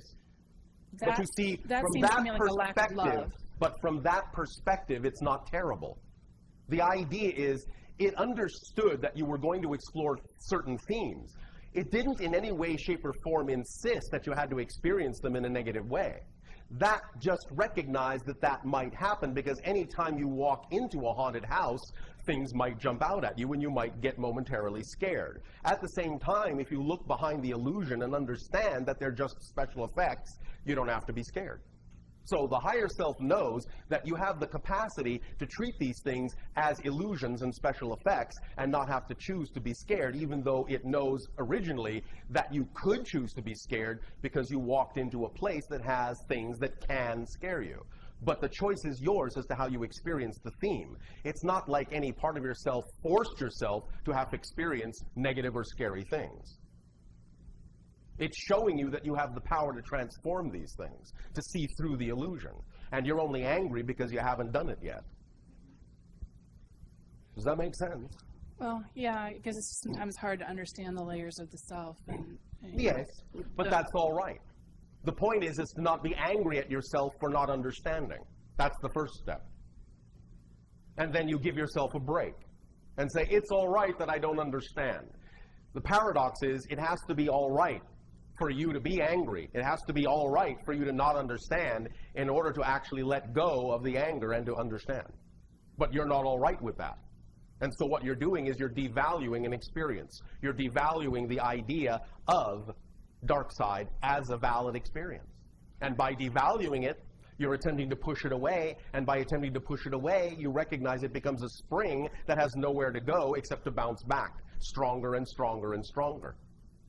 So the idea is you have to accept that negative experiences are part and parcel of at least what's possible, and that they are valid as choices. When you validate that the dark side is a valid choice, then you don't have to choose it. The only reason you're having a tough time getting away from it is because you will not accept that polarity is part of existence. Make sense? How do I get to the point where I do accept it? The idea, again, is to recognize that without the dark side, you wouldn't know the light. So the darkness gives you the opportunity to actually see what you prefer. Okay. So you have to validate it as having a reason for existing and not judge it to have no place in reality. You contain dark and light. You contain positive and negative. You contain polarity. You always will. Therefore, you have to accept that part of you is dark and will always be. But you don't have to choose an experience from that side. But the only way to choose an experience only from the positive side is to validate that it's all right if you decide to choose one from the negative side.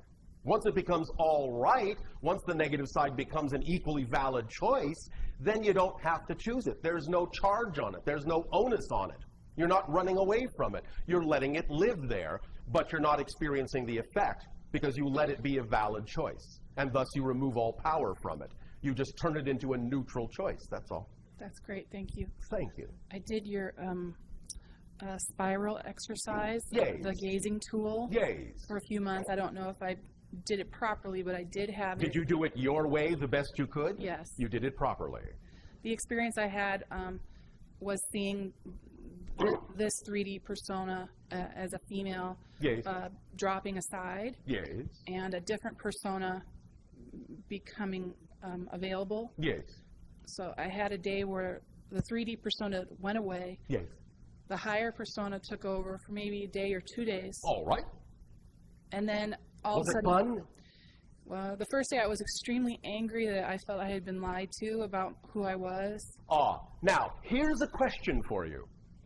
If you created a higher persona that is representative of more joy and more excitement, why did you spend the energy and the time focusing negatively instead of spending the time focusing positively and just enjoying the new persona? Why did you choose to stay in the negative energy and spend time berating yourself for having spent time in the negative side unless you prefer to spend time there? Yeah, I have no idea. Yes, you do. It felt like it just happened. No, it does not. And that's where you're fooling yourself. You just have to be willing to let it be all right to have done that. And that will open up a doorway that will let you understand why you choose to do that. And then you will no longer be angry with yourself. You have to stop being angry with yourself for choosing to be angry, for choosing a negative experience. And then you will allow yourself to find out what the underlying belief mechanism is that gets you to think that that's the thing to choose. And then once you know that, you won't choose it anymore. But you have to start by letting it be all right to have chosen it and not be angry with yourself for having chosen it and not being angry with yourself for being angry. Because you're only heaping more inability to understand why the mechanism is there by choosing to spend time in the negative energy instead of the positive. It doesn't just happen to you, it happens through you. All right? So lighten up on yourself for having created the idea of negative experiences. That's the first step to transforming them. You have to let it be all right to have done so. If you're not all right with it, you never will be all right. All right? Thank you. Thank you.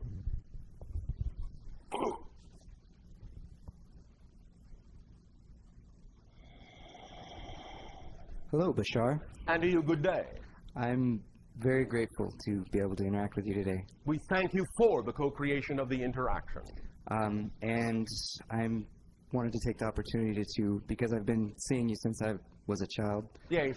to let you know that although, I'm sure you know on some level, but that although I haven't always been in the awareness state, maybe to accept all the information you were giving me, that... Well, all you need to accept is all the information you wish to accept. Okay. Well, then let me say that through recording equipment and being able to play these things back, I've been able to understand on a deeper level, and I appreciate that. All right. Well, we thank you, and we appreciate your willingness to do that for yourself. Okay, thank you. Because that makes all the difference in the world. Yes. Literally. Thank you. So I wanted to ask you a question about frequency. Frequency. And vibration. And vibration. Now, you speak of this often, and for you, you've said that it's pretty much how you do everything, how you go from place to place in your ships. And Yes, we shift frequencies. Yes. Everyone is doing that anyway. Right. We're just conscious of it, and in that sense can direct it in the way that we prefer to. Okay. So my question then is, what is the medium? You refer to vibration. What is it that is actually vibrating or that has frequency? Consciousness. Consciousness. So then would that Consciousness in that sense manifests energy. And in the energy matrix, in the energy medium, there is vibration. It's a self-reflective creation. Consciousness, in that sense, knows itself, and in knowing itself, in reflecting upon itself, in a sense, what is called a Vesica Pisces is created. And in that Vesica Pisces, in that intersection of the reflection of consciousness on itself is created a different density of consciousness. And that different density of consciousness is what you call energy. And in the energy is the vibration that is representative of the intention of the consciousness reflecting on itself. Okay. Does that make sense in your language? I'm going to have to listen to it on the recording, but yes. Now, as far as I had a question about what we call the harmonic series. Yes. Well, as I understand it, is the fact that as you play one particular frequency or musical note, other intervals to that particular frequency or note will vibrate. What's the word I'm looking for? In harmony with it? Yeah. Yes. Just naturally resonate. Yes. Now, I wonder if you make use of that in any way, or if that has any implications or further use. We do make use of that, but for us, it is a relatively automatic function. We don't think about it.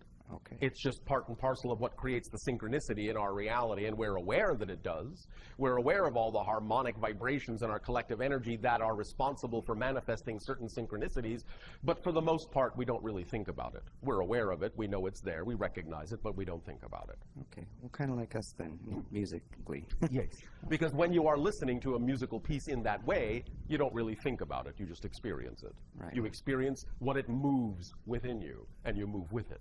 Okay. So in that sense, our entire civilization, by simply flowing with those moments and those movements and those harmonics, as we move, we know that we are simply in one gigantic dance.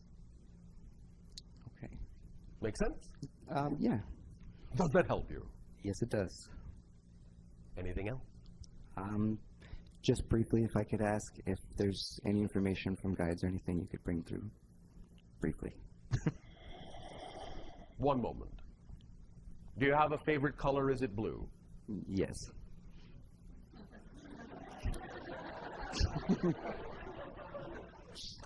Then look to those frequencies and their corresponding tonal qualities in sound to create the kind of music you're looking to create. Thank you. Thank you. And now we can hear the vibration of a lot of your stomachs grumbling. Enjoy your break for nourishment. We will resume this transmission after your break. Hey, did you enjoy your break? Yes. All right. Then we will resume this transmission by beginning in whatever manner you so desire.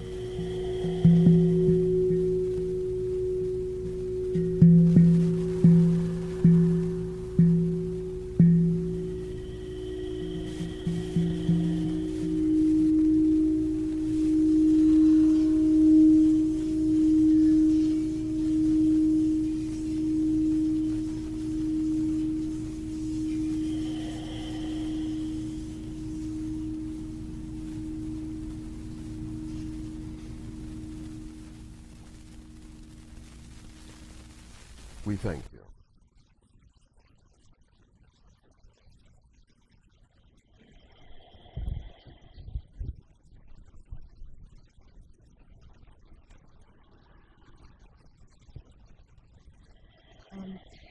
And also, Bashar, we'd like to take this opportunity to thank you for your love, your guidance, and your wisdom, and for helping us to see the potential that within us, that you always told us was there, but perhaps now we're just starting to realize. We are honored by your love. Happy Father's Day. We thank you. And we remind you, as any good father would, that it is not potential that we see, but what you are already exhibiting. It is just that we are honored to be asked to guide you in using, directing, guiding what you are already creating in a direction more in keeping with your joy. So we thank you for the opportunity to aid and assist in that way. Great. Thank you, Bashar. We will also let you know that the music you have created and the sentiment you have just shared, we were able to facilitate so that we could telepathically connect this to our civilization, who also thus then shared in that experience. And they thank you as well. All 227,743,252.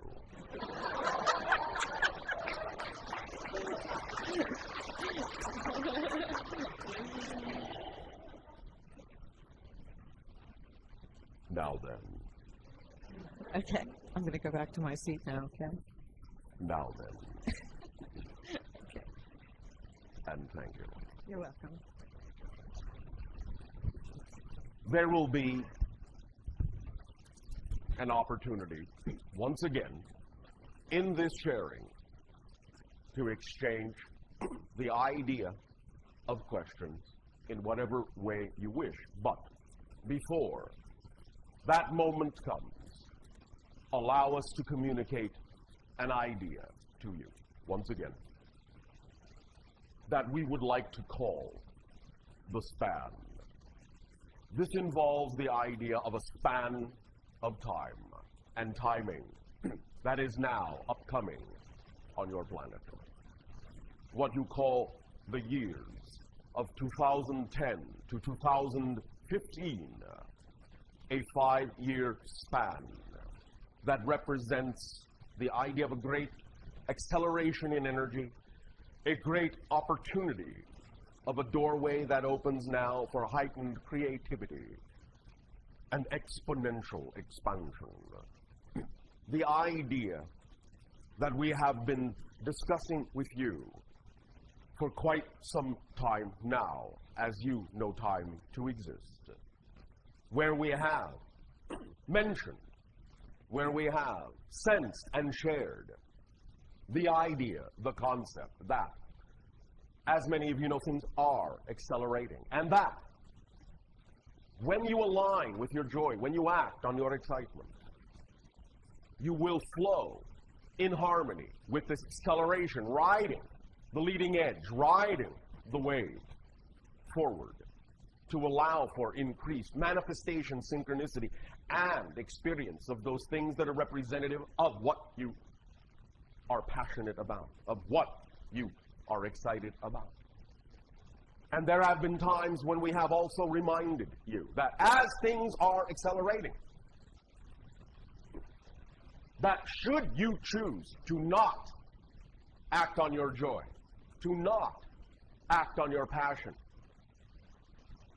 as quickly as you can, that this accelerated wave would continue to progress, and that for some there may be a great deal more difficulty in catching up to your dreams if you do not allow yourselves the opportunity to act now on your excitement. Well, that time has come. And many individuals are now finding it more difficulty in their lives by not having acted sooner on their joy, by not having trusted the relationship of their higher self. The idea is that it is never too late, and you can always transform. For this is not said in any way, shape, or form, nor meant in any way, shape, or form to frighten you, to judge you, but simply to let you know that this is physics, that energy is involved, and that for every choice and action there is a consequence.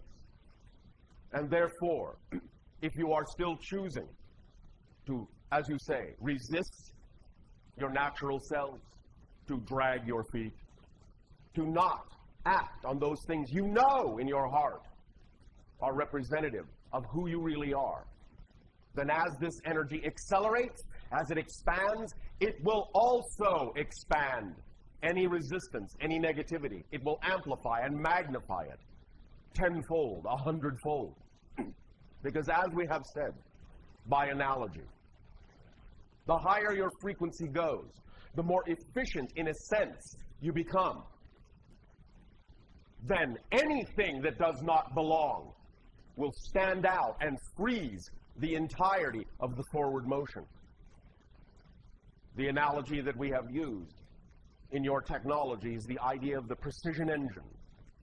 Back when your engines were relatively simple, it did not really much matter how dirty they were. They would still operate because they simply had a few things to do. They operated on low frequencies. But now that you are operating on high frequencies, like a high precision engine, you have very little tolerance for things that don't belong. The smallest speck of dust in a high precision engine will freeze the entire action until that dust is cleaned out.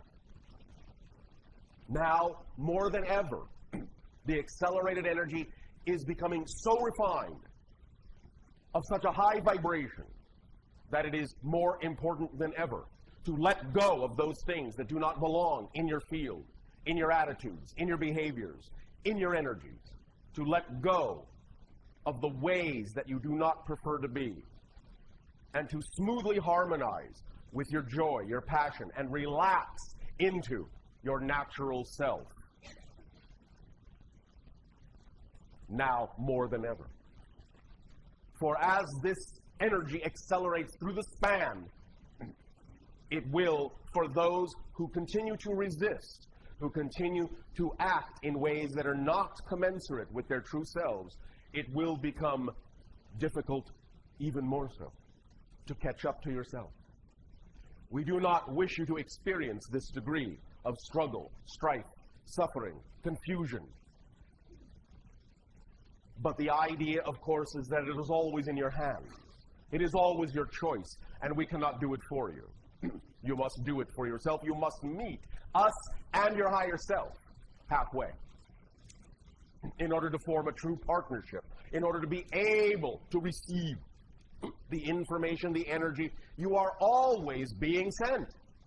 You never, ever have to ask us to send you anything. You never, ever have to invite us to send you any energy, to help you at all. We have been invited and we have been sending to the fullest of our capacity. If it does not appear that you are receiving it, look to the antenna. Clean the receiver. Upgrade the vibration and the sensitivity of your capability to perceive the energy that has always been and always is being and always will be sent to you without fail, without let up. We urge you to do this, but it is up to you. In the years to come, in this span, as you approach the threshold crossing of your year of 2012, when you tip the scale from going from a slightly overwhelmingly negative collective energy to a slightly overwhelmingly positive collective energy, you can work toward, build toward that moment, that crossing, by aligning with yourselves more fully so that when the tipping of the scales occurs, and for the first time in a long time, the collective energy of your world is finally slightly positive, you can then ride with that accelerating, snowballing energy that will continue to accelerate forward and expand forward from that point forward in time. This is the critical span. This is the eye of the needle. This 5 years, 5 being the number of humanity. Make it count. Make it count. Make it count. As you do, allow yourself to act on the synchronicities that will expand and explode into your lives without hesitation. Allow yourselves to enjoy, to relax in your style of communication with yourself and with others. Allow yourself to know that you will know what you need to know when you need to know it. You will always be supported in whatever way you need to be supported. Do not spend time worrying, for that then will be the energy that will amplify it. Again, it is up to you. But in this span, you will find new things will begin to happen as you shift from reality to reality, from parallel Earth to parallel Earth. As we have already said, in your year of 2012 will be the ending of the quarantine, where our civilizations will no longer need to have a hands-off policy on your planet. Again, of course, this does not mean there will be mass landings everywhere the next day.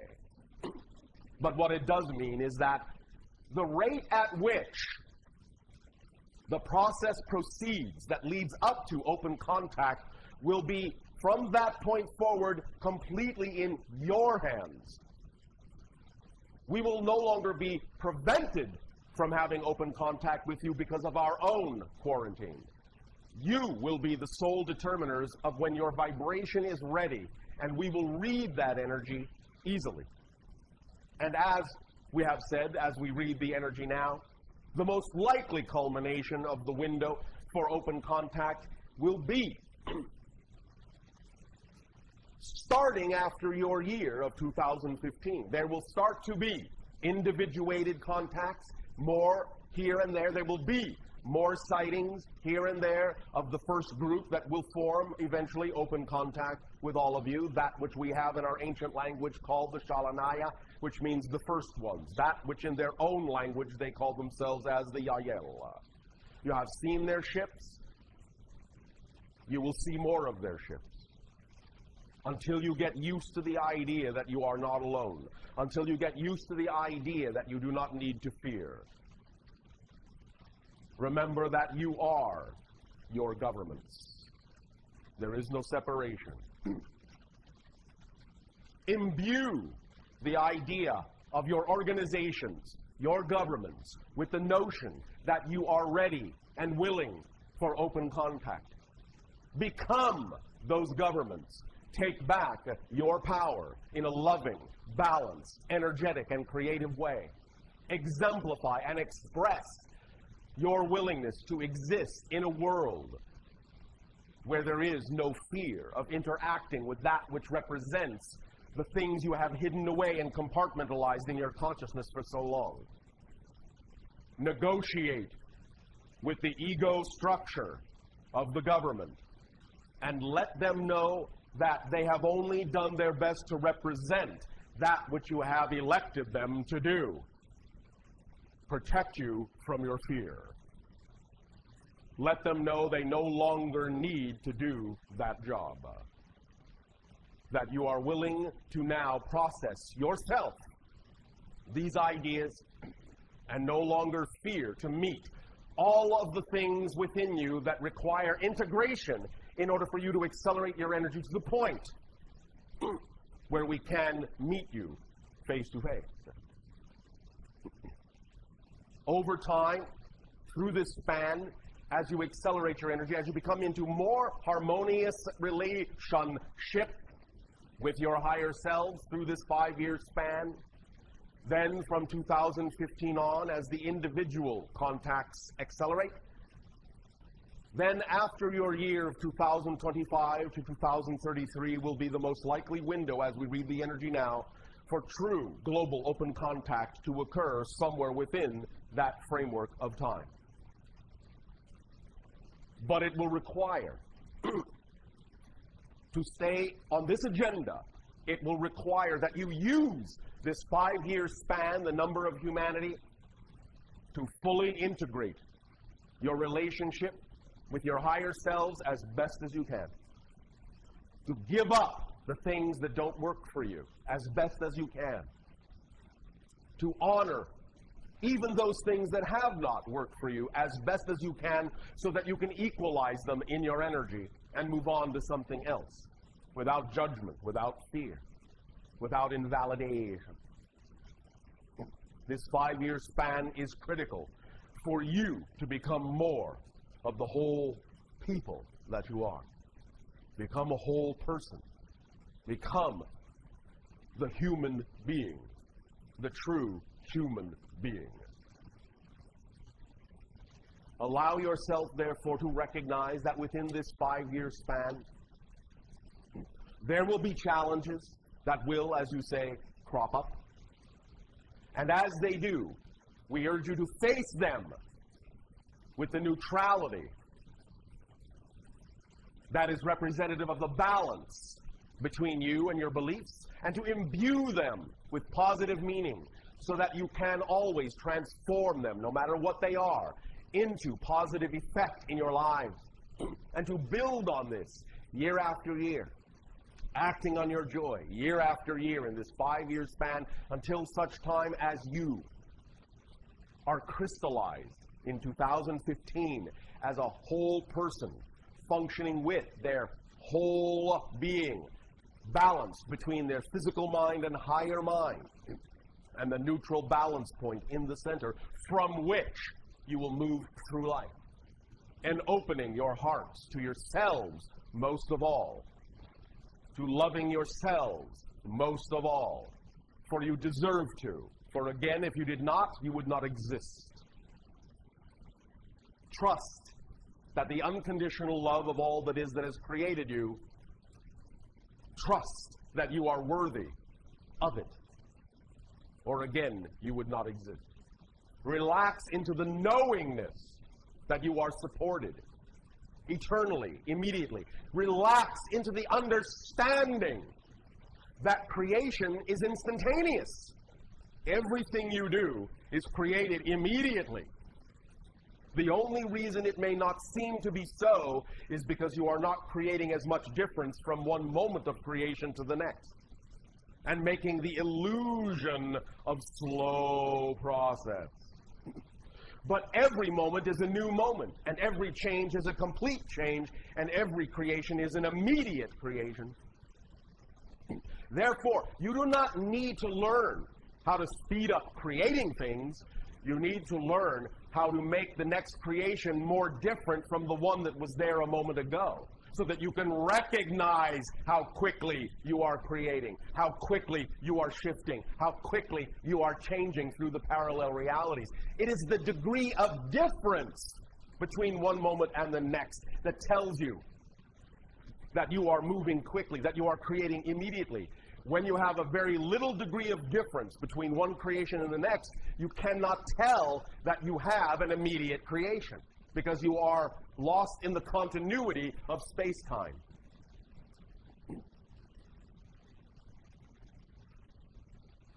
Kenneth has shared a download with us of an idea that would, if kept in the heart, would help remind you of how malleable your space-time is, how flexible your reality creation is. And we thank you, Kenneth, for your participation in this download. Kenneth. Yes. Kenneth.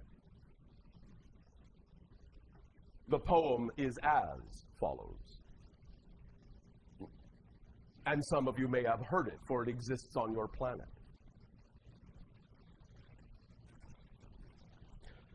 There was a young lady named Bright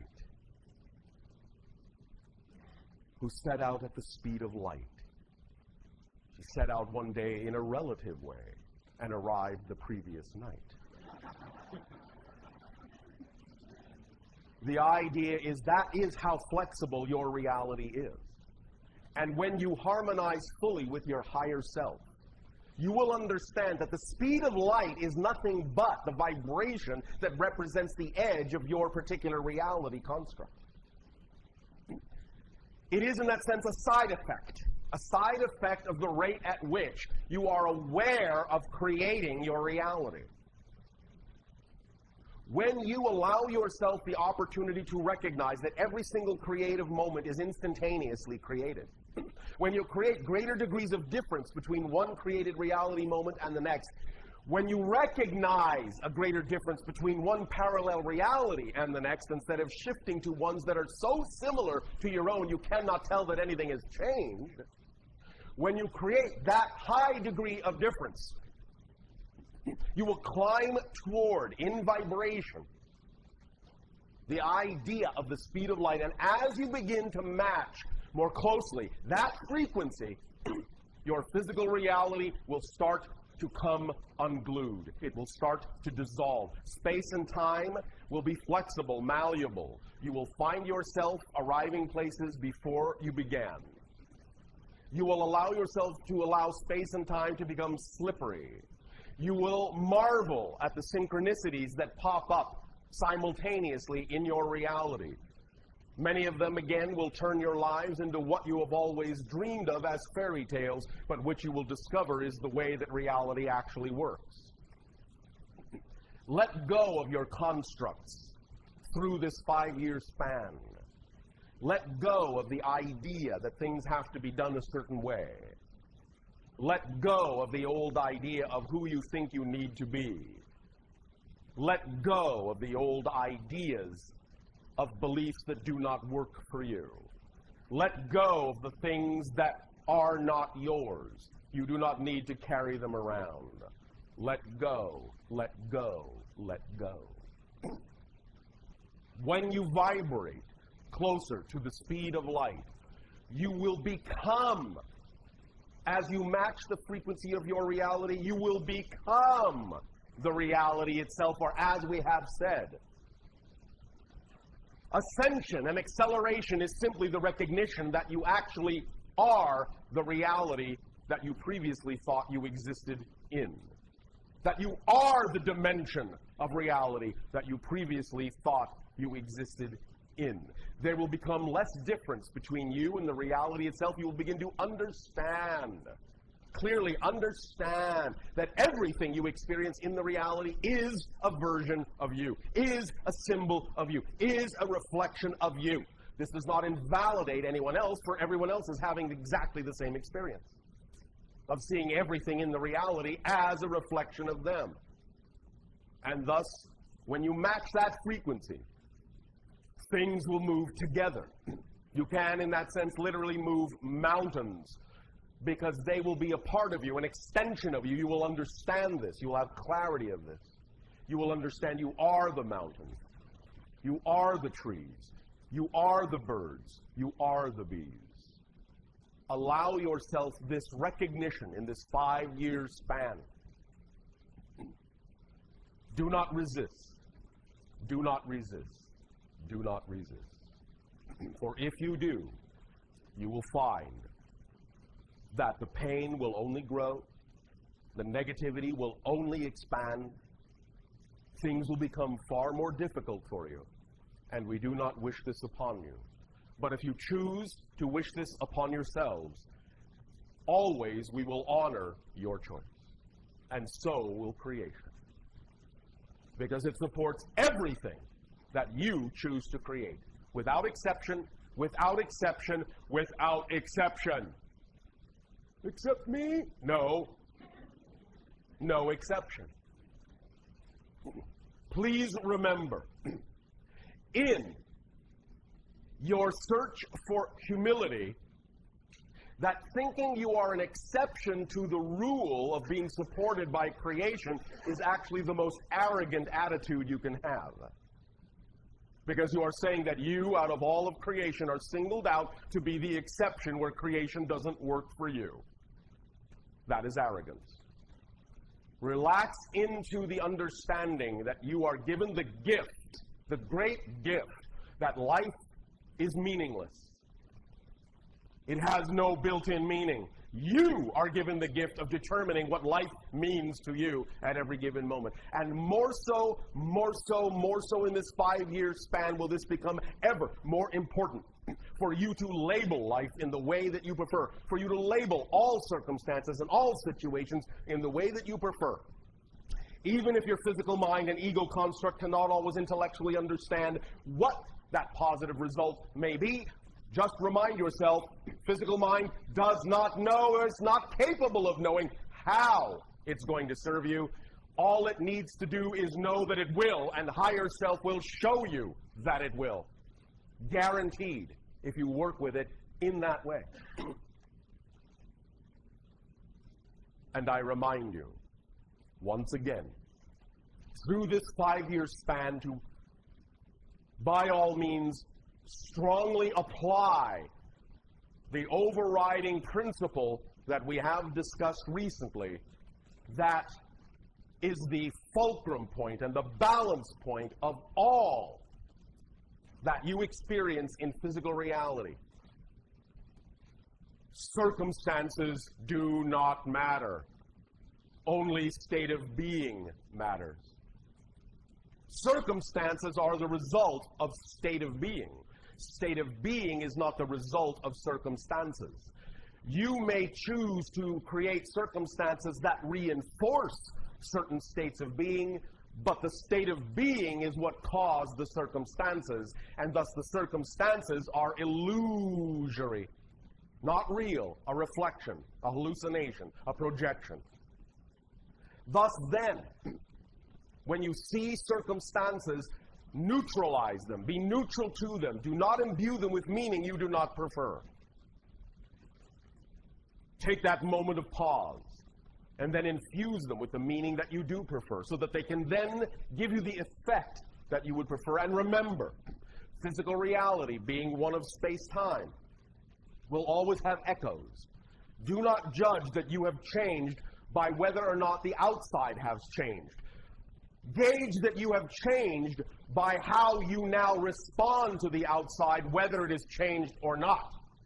That's how you know you've changed. Not because of how the outside looks. It's how you respond to it that makes the difference. And then things can change, because if you respond differently to something that looks the same, that's the statement that says you've really changed, and then the outside can reflect that. But if you do it, if you say, I'm going to change within, in order to get the outside change, you are still doing it in reverse fashion. We remind you of all these principles now because these are the principles, this is the toolkit that you need to keep handy through this 5-year span. Draw upon these tools, sharpen these tools, use these tools in this 5-year span. This is where you want to fine-tune your engine. This 5 years is specifically energetically designed to fine-tune your engine, to allow you to pass through the conduit, to allow you to tip the scale, to allow you to ride the wave of the collective positive energy that will begin to seed your world, to infuse your world after your threshold crossing in the middle of 2012. Get yourselves ready. Fine-tune yourselves. Do not leave a single nut or bolt lying on the ground. Put it all together. It will then work. It will fit. It will work flawlessly if you let it. This 5-year span, if you do that, you will afford us the opportunity, along with many others who are preparing eventually for open contact. It will allow us that much more facility also to use your collective energy, to harmonize and make agreements with your collective energy to help balance the energy of your planet, to help smooth out any shift mechanisms that might heretofore have been experienced catastrophically, and smooth them out into easy transitions, smooth transitions, little bumps instead of massive mountains. As you do this during this 5-year span, we will be working intimately with you in your dream states on many different energy levels in the template reality with your higher selves to smooth and balance out the energy of your world with you. We will not do it for you. We cannot do it for you, but we can do it with you. So if you will do your part in this 5-year span, we will then be capable of doing our part more effectively, because after all we have to work with is your energy. It's your planet. It's your world. You have to make the decision of how you want that energy to go, and we will aid and assist in the balancing of it so that the transitions can be smooth, but you must also play your part, or you give us less to work with. And we can only do so much. We are, in that sense, only allowed to do so much because we cannot do it for you and remove your responsibility. Just allow yourselves to know that you will not be alone in this transition. You will not be alone in this span, that you will be working with us, and as you harmonize yourself and sensitize yourself as a greater antenna for these higher frequencies, you will become aware of the work more and more that we are doing together on higher planes all the time. Your dreams will reflect this. Your inspirations will reflect this. Your imagination will reflect this. Your synchronicity will certainly reflect this. Guaranteed. And by the time you arrive at 2015, you will, well, maybe even quite literally, some of you, be beside yourself. The idea is that this 5-year span is an extremely accelerative moment in space-time construction. We will help you ride that wave on the balance point so that it can be the most powerful redirecting of energy that it can be. Remember that in all martial arts, the true power is in matching the frequency of your attacker and arriving at the balance point where neither of you are moving relative to one another. When both are harmonized relative to one another, it takes the lightest touch to redirect the energy of a negative attack. Because there is no great momentum or inertia to overcome, because you are moving in total harmony with one another. And as we have said, and we will remind you of now, the greatest power requires the lightest touch. That is why the greatest power there is, creation, all that is, God, Goddess, whatever you wish to call it, that's why you hardly feel it at all unless you really pay attention. That's how powerful it is. It does not have to exercise will over things. It does not have to flaunt its power over things. Why? Because it is everything. Therefore, everything moves within it. Everything moves in accordance with it. And you do not feel it because its momentum and yours are perfectly matched.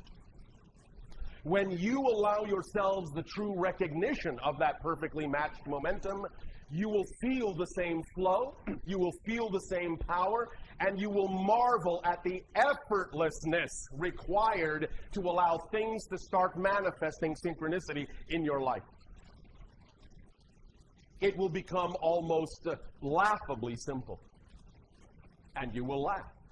So, allow yourselves the opportunity to work with us in this way, to allow the agenda to unfold that leads to the idea of open contact, and allow us to remind you that when we talk about the idea of contact, we are not just talking about the idea of contacting those that come from elsewhere, but contacting every single aspect of your own consciousness and integrating it all into a holistic being.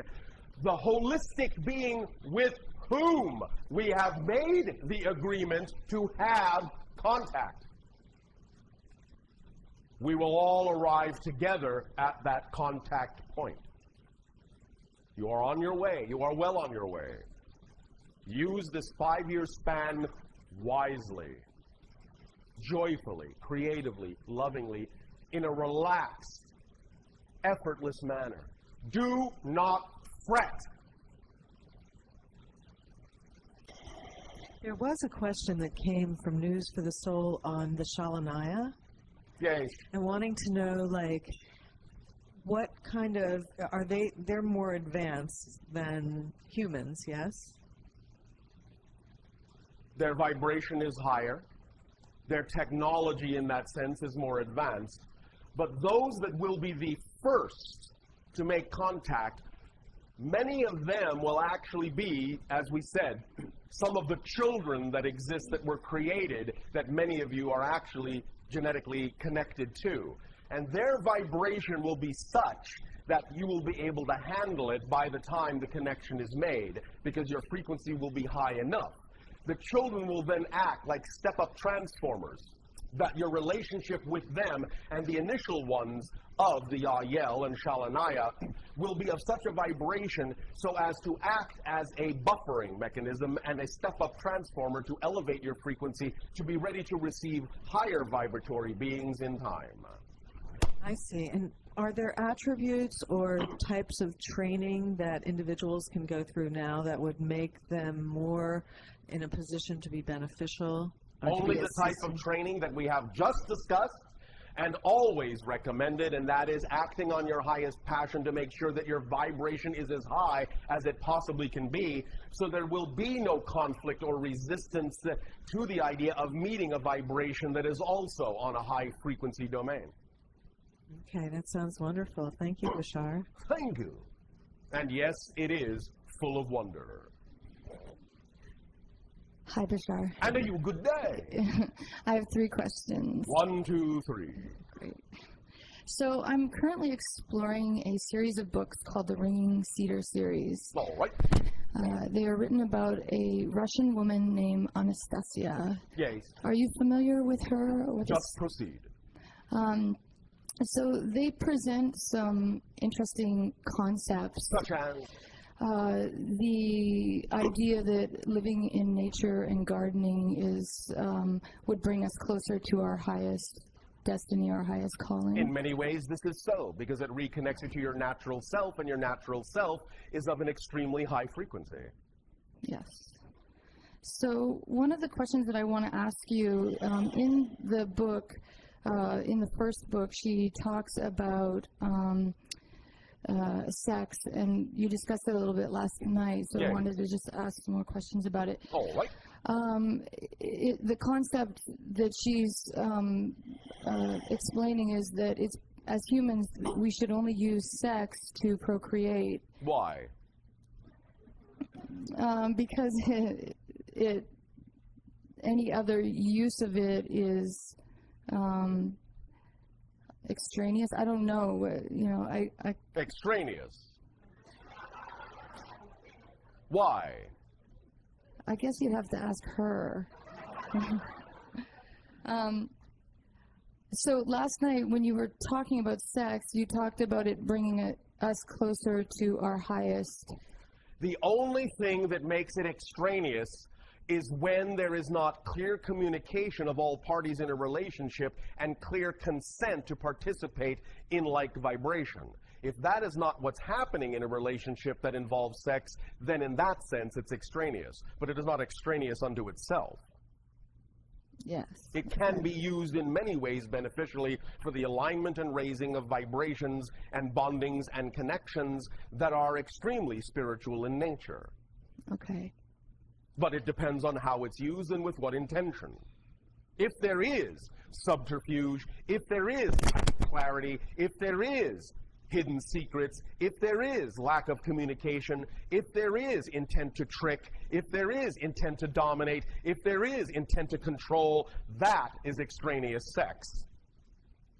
If it is all by consensus, if it is a play, if it is enjoyable, if it is by agreement, if it builds on each other and helps support each other and allows each other, or how many ever in the relationship, to discover more and more of who they are and supports that goal, it is being used in an appropriate manner, positively, in that way. Okay, great. At least, that's our view. That's a good view. So I had an experience during an ayahuasca ceremony where I went into a state that I can only explain as a sexual orgasm. Yes. But it was my entire body, every cell, and it was so explosive. And as I was laying there feeling this pleasure, it became very clear to me that that was my natural state. Yes. And that I actually could exist in that state all the time. Yes, you could choose to. Now, do not, any of you, berate yourself if you don't. Because remember, sometimes in physical reality, what you will create is a cyclic experience. You will create a certain state, and then it may seem as if you are falling out of that state, but that's not always for a negative reason. Remember that many times when you achieve a high level of vibration, you download a lot of information into yourself at that level. The idea then is to bring that information and ground it back to earth, and sometimes that actually requires you to lower your vibration to do so, so that it can sink in and crystallize on a different level. At the same time, recognize that what's happening is not this. What's happening is this. You are always actually climbing up, especially when you don't judge the down part of the cycle, because you're actually always landing higher than you were before, even though it may seem like you're going down. You're actually creating a rising arc. You understand? Yes. So, while yes, empirically, you can exist in that state all the time, it may not always feel like you're doing so because you may be using that energy for some particular purpose or work, and the focus may change in such a way as to make it seem like you're not at that level, but in many ways you actually are. You're just using it differently than you were using it a moment ago. So you don't have to judge it as being less than, just understand it as being a different application of the same energy. And then you will start to feel and recognize that you haven't really left that vibration, not very much, and that if you do so, you're doing so for a particular positive purpose, and therefore the overall energy will always rise. All right? Yes, so that is our natural state of being. Yes. Okay. I had the feeling during the process that it's me that stops it from happening. Well, of course. As I said, however, that's not always for a negative reason. Right. You may just be shifting it in ways in order to apply that energy for specific kinds of tasks. Don't assume that it's for a negative reason, and you will not create it to be so. Okay. Do you see the difference? Yeah, but I think that the reason that I give myself for stopping that from being is to be socially acceptable around others. Because Do you not want to be socially acceptable among beings of like vibration? That's a good question. Thank you. We have been known to ask them. What would you prefer? To be socially acceptable among beings that have nothing to do with your frequency? Or among beings that are matching your vibration? Yeah, okay. So... You get the point? Yeah, don't mind if I go crazy then, everybody. Join me. Do you understand how crazy we would look in your society? And do you I'd love understand that we don't care? I would love it. Why? Because we're having too much fun. Yeah. Okay. Now, here's the other side of that. The point is, what you're actually saying is you're worried you might actually do something out of integrity. The idea as the last vestige of that little negative belief is when you are truly functioning as your natural self, you will always be guided by the harmonious energy of your joy, excitement, and passion, and it will always allow you to remain in integrity in your relationships with anyone you meet, no matter what their vibration is, so that you will learn to relate to them in a loving and compassionate way. And then if, in knowing that you are doing that, they still choose to exhibit resistance or a problem or judgment against you, it's their issue, it's not your issue. Do you understand? Yeah, that's beautiful. You can only be responsible to them, you cannot be responsible for them. Make sense? Yes. Does this help you? That's fantastic. So my last question is about money. Money. So I am at a crossroads right now where I'm... Yes. What do the road signs say? Oh, that's good. What crossroads are you to at? read. I have a choice to make in my career, and Yes. And what would that be? one of the choices requires me taking a large financial responsibility on, and I'm worried that the... Why does it require you to do that? Because I would be opening a new business that would require putting out and taking loans worth thousands of dollars. Yes. Is this the only way to act on your excitement? Are there not any other ways that your imagination can conjure up that may not necessarily require such a large monetary outlay? Yes, there are. Well, why don't you take those instead? Because they're less solid, so they... What does that mean? Yeah, exactly. Nothing in physical reality is solid. Okay. Are you just afraid?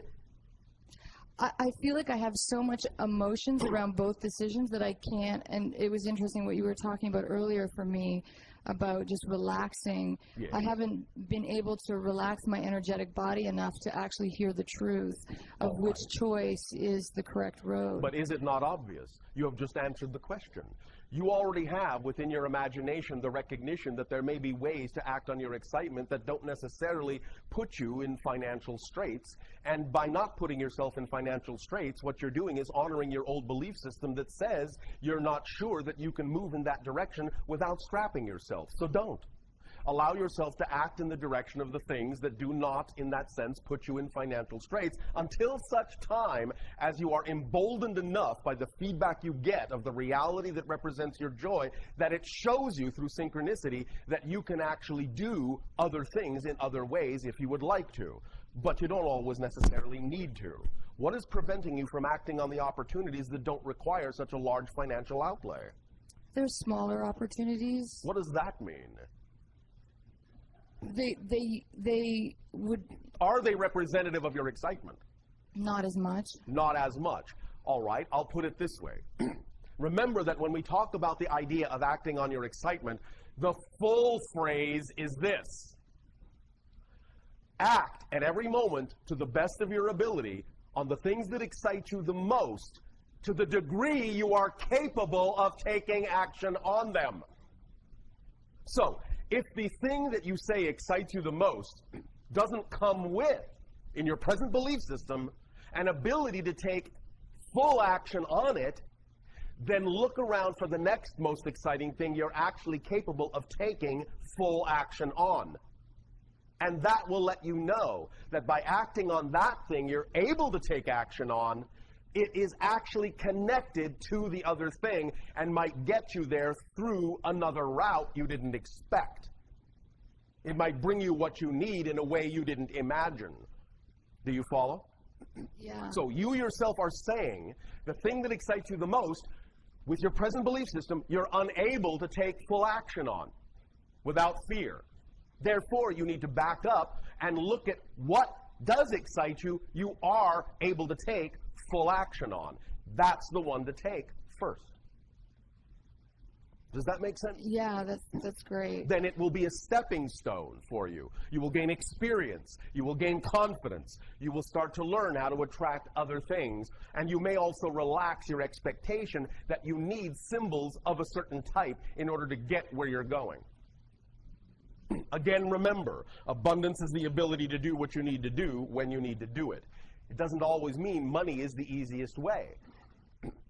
Can your imagination conjure up another way in which the thing you say is the most exciting thing could actually happen without all the monetary outlay?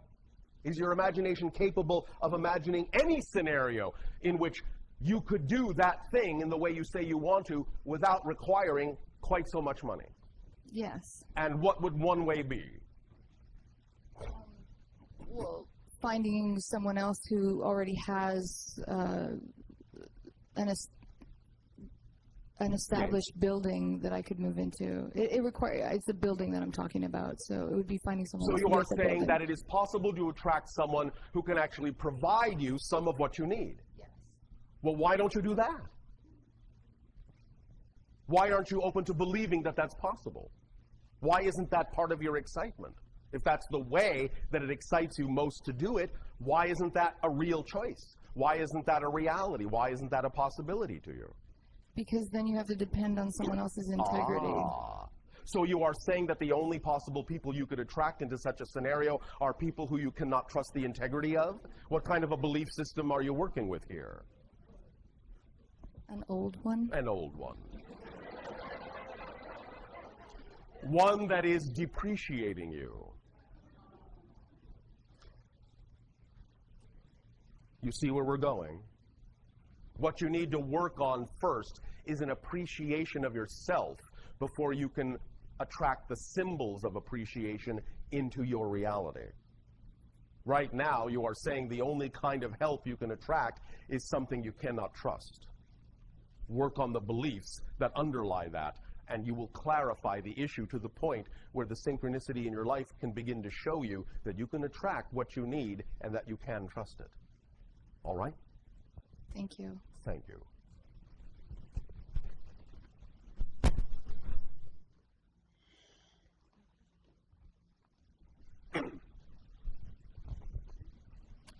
Good day, Bashar. And you good day.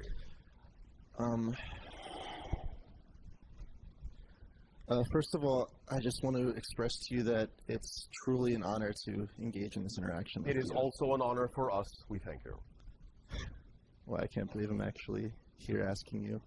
I can't believe you are either. I have two questions for you.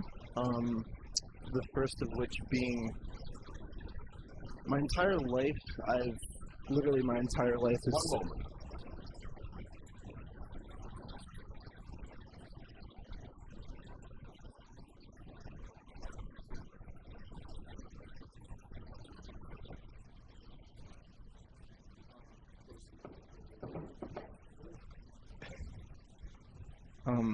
What I was going to say was, literally my entire life, as far back as I can remember, I've been obsessed with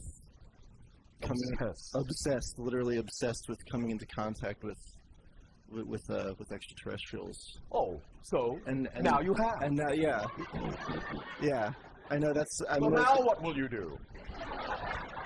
Well, aside from being really nervous right now. Nervous? Why are you nervous? I don't know. I can't explain it. But the question is we label different encounters as different. Like, for example, a physical encounter would be, obviously, probably we'd call a close encounter of the third kind. We understand the nomenclature. So what I'm asking is what can I do, if anything? Is there anything I can do to increase the likelihood of having a close encounter of the third kind? We have already told you all what to do. Acting on my highest excitement, since that's my highest. Because again, these kinds of appointments were already arranged long ago. All you have to do is become the person with whom the appointment was made. I feel as if I've been that person, though, like my whole life. Has it happened? No, it hasn't. That's Then why I'm confused. By definition, you see, there's no confusion here. As we said earlier, by definition, your reality has reflected to you that you're not that person yet. So stop worrying about it. In fact, worrying why you're not that person yet is what makes you not that person yet. Now, you are having this encounter. Yeah. This shows you that your belief system is open enough to start the ball rolling. In time and in timing, as you have arranged it, when it is appropriate, no matter what your ego thinks you're ready for, obviously it knows, the higher self knows, the arrangement knows, you're not ready yet. When the timing is correct, it will be the timing that will serve you and everyone else best. You must trust the timing of the appointments you've made and not attempt to hurry them up, or you will miss them. Is perhaps the process of seeking to hurry them up part of making them happen? Only in the context of accelerating them by accelerating yourself by acting on your passion and not worrying about whether they happen or not. Okay. Make sense? Yes. That's the process of accelerating them. Okay. Okay. So that's the paradox. You accelerate the timing by not worrying about the timing. Yeah. By staying in the now, focusing in the now, because where do you think the meeting's going to take place? I have absolutely no idea. Now! Oh, it's going to take place in the now. So the more you are in the now, the easier it will be for us to find you, because we only live in the now. If you're not living in the now, we can't find you. Where'd he go? I don't know. He was here a minute ago, but he's not here now. Well, thank you very much for that. Does that help? Yes, very much so. All right. And lastly, I know that you're familiar with the law of one raw material. Yes. Correct, yeah. So what I was wondering is, in relation to that, how is it, from your perspective, is it that the universe or creation goes about creating a new consciousness, or does that happen? Like, for example, in the law of one, what they explain is that from density to density, first, second to third to fourth, the consciousness evolves. Well, from a linear perspective, yes, that's a real experience. But you must understand, it isn't this or that, it's this and that. All ways in which you can imagine the idea of a new perspective coming into being can occur. And remember, the idea of a beginning and an ending occurs within creation that's eternal and infinite. So the idea is subject to creation. Creation is not subject to that idea of a beginning and an ending. So anything can happen in creation that can be expressed as the experience of a beginning, even the idea of the experience of the beginning of a new consciousness. But that's still happening within a creation, within an overall consciousness that always exists and has no beginning and no end. Okay. Does that make sense in your language? Yes, it does. It does. Right. I was trying to specifically, though, go into how it occurs on our planet from species to species. Like what I was saying was that in the law of one, what it says is that we begin as, for example, elements on the planet, then once we're ready to... No. Again, it's a linear perspective analogy. Okay. It's not that such an experience can't be had by the soul. I see. But it's still all happening at once. Yes. And it's just the soul deciding it wants to have a certain experience. And so in that reality, it can be viewed from that linear perspective in an evolutionary process. And that's a real experience, but it doesn't mean that that doesn't already exist at once. Okay. Make sense? Yeah, no, I understood that philosophy before, but for some reason I was failing to apply it to that All right. particular. It all just comes down to the idea that different kinds of experiences, any kind of an experience that can be imagined, can be created and experienced. But it's just an experience. It doesn't make it unreal, because that's all that is real, is the experience. But it also doesn't mean that those things don't already exist. Yeah. It's just that they're creating an experience as if it's happening that way, and even creating an experience that it's happening for the first time, even though it already exists. So then that means that from incarnation to incarnation, which all exists simultaneously. Simultaneously. So, but then when say for example, when I die, when Yes. this body dies, Yes. I could be incarnated as something that I would now perceive as the past. Yes, you can have that experience. At the same time, you must recognize that that so-called past life exists right now. It does, yeah, yeah. And Yeah. therefore, it's not really you. Yeah, yeah. But at the same time, as you explained yesterday, all the Yes. extensions of our oversoul. Yes, and again, of course, that is also a hierarchical euphemism. Because again, it's just a convenient way to describe something that is essentially all coexistent simultaneously as one idea. But yes, we understand what you mean by it, and the experience, the description of the experience is real. Mm-hmm. Nevertheless, that doesn't cancel out the fact that it all exists at once. All right? Yes, thank you very much. Thank you.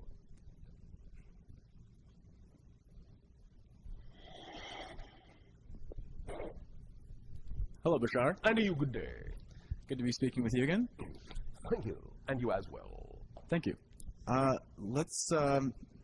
first question that I have is with regard to a specific being known as Kaila, who came in contact with the U.S. government, as I understand it, and specifically Majestic 12, and Dan Burish.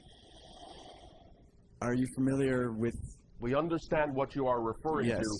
We may not be allowed to discuss much of this. Okay. I was wondering, because as I understand it, this being is a hybrid between gray and human, or was? Yes. Okay. But not Esasani, is that accurate? Correct. Okay. How many such hybrid races or civilizations are there between gray and 5? Interesting. The number of humanity. Ah. We are one. Yael are another. There are 3 more. So the first that we will be coming in contact with are also gray and human hybrid. Yes, the Yael. I see. Is that the same as the Anunnaki or no? No. Okay. Very different beings. I understand. Okay. And the Phoenix Lights ship, was that? Yael. Okay. As we said, they are showing you their ships to get you used to their presence. Well, I thank them for that.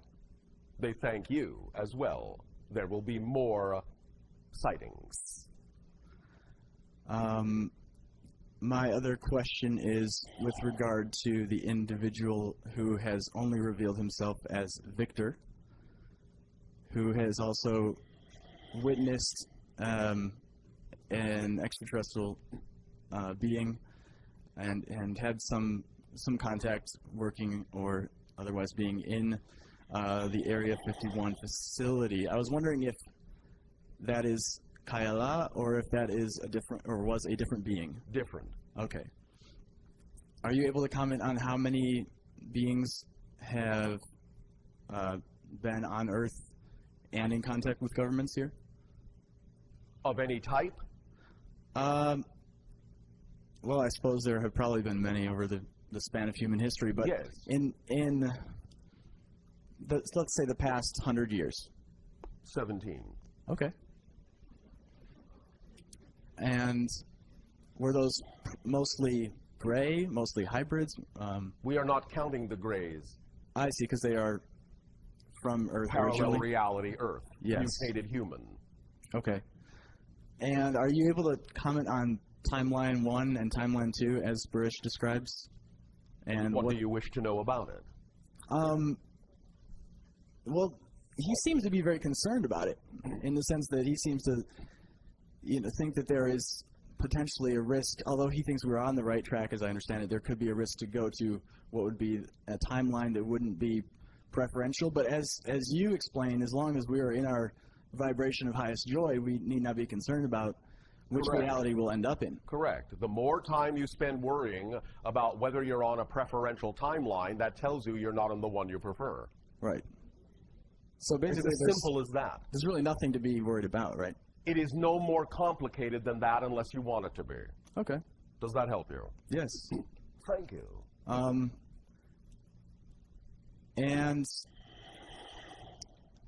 I made an observation about the Greys and their interactions with humans. Yes. That they seem to have a need for control of the situation in any abduction experiences No. or any... You need.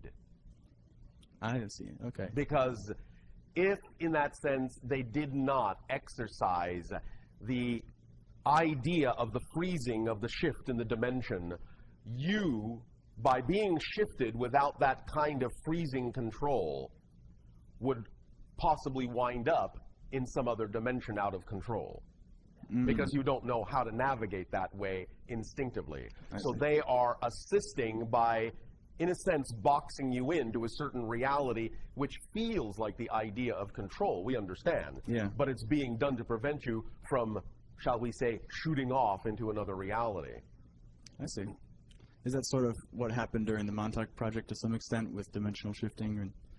Of a different nature. Okay. But similar. Okay. In principle. And the Greys, do they not seem... I mean, it seems like they don't want to look at human emotion or understand They do it. not have the capacity any longer to process that, at least not the earlier ones. Some of the later ones do. I see. The agenda has changed. Yeah.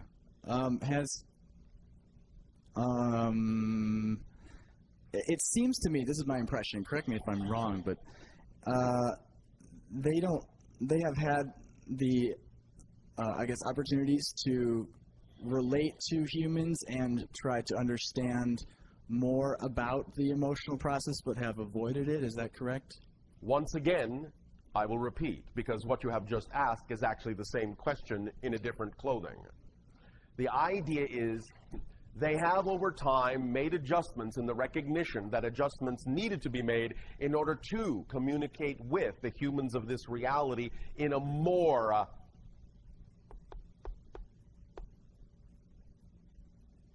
productive manner. I see. But the idea is that initially, in the mutation that they suffered, they erased, eliminated the ability to emotionally relate to you. It wasn't that they were withholding intentionally. They did not have the capacity for emotional processing. Do you understand? Yes. Therefore, in recognizing that they were missing that component, some of the hybridization techniques and genetic alterations were done on themselves to make them more capable of understanding and processing the emotional capacities that they had mutated out of themselves so that they could work with you more closely in a more productive and compatible way. Yes. That's why the agenda has changed over time.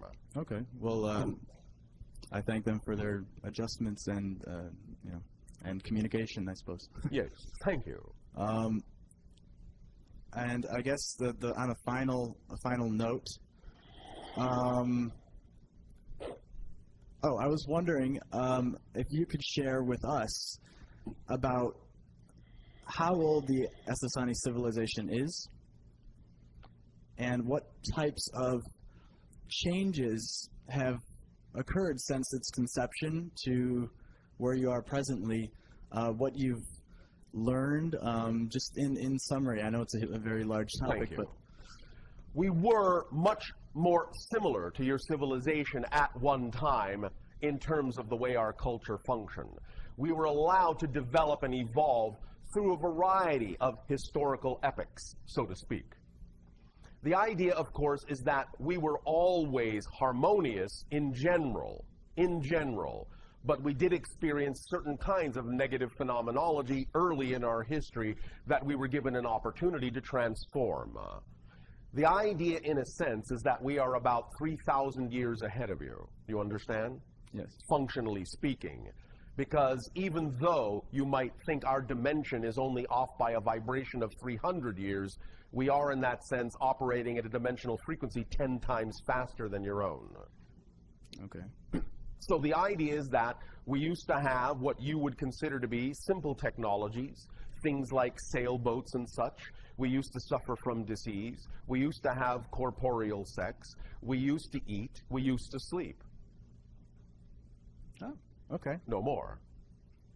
Now we have evolved to the idea of being less physical and more energetic, quasi-physicality, which means we do not eat, we do not sleep. The idea of joining is an energy act. The idea of allowing new beings to be born on our planet is something that is created out of the idea of an energy field that they solidify in at the age of 3. Therefore, you will find that we are now quite different from your society, even though we were allowed to experience certain ideas to allow us to overcome and transform similar things to what you have experienced, but never to the degree of limitation that you experienced. I see. Has it been a lot of fun? Yes. Cool. All right. Well, thank you very much for your sharing. Oh, one final question. It's a quick one. We have this software now on Earth called Google Earth. Yes. And it has a space view where you can look at all the stars and constellations and so on. Yes. Would you be able to give coordinates for Essassani? We have said, in that sense, that we are in another dimensional plane, so you cannot see our star from your dimension. You would have to make a vibrational shift in order to see our version of the galaxy. But to overlap our galaxy with yours from dimension to dimension, our solar system is approximately 500 light years in the direction of the Orion constellation. All right? Okay, thank you very much. That is our coordinates. Okay, thank you, Bashar. Thank you.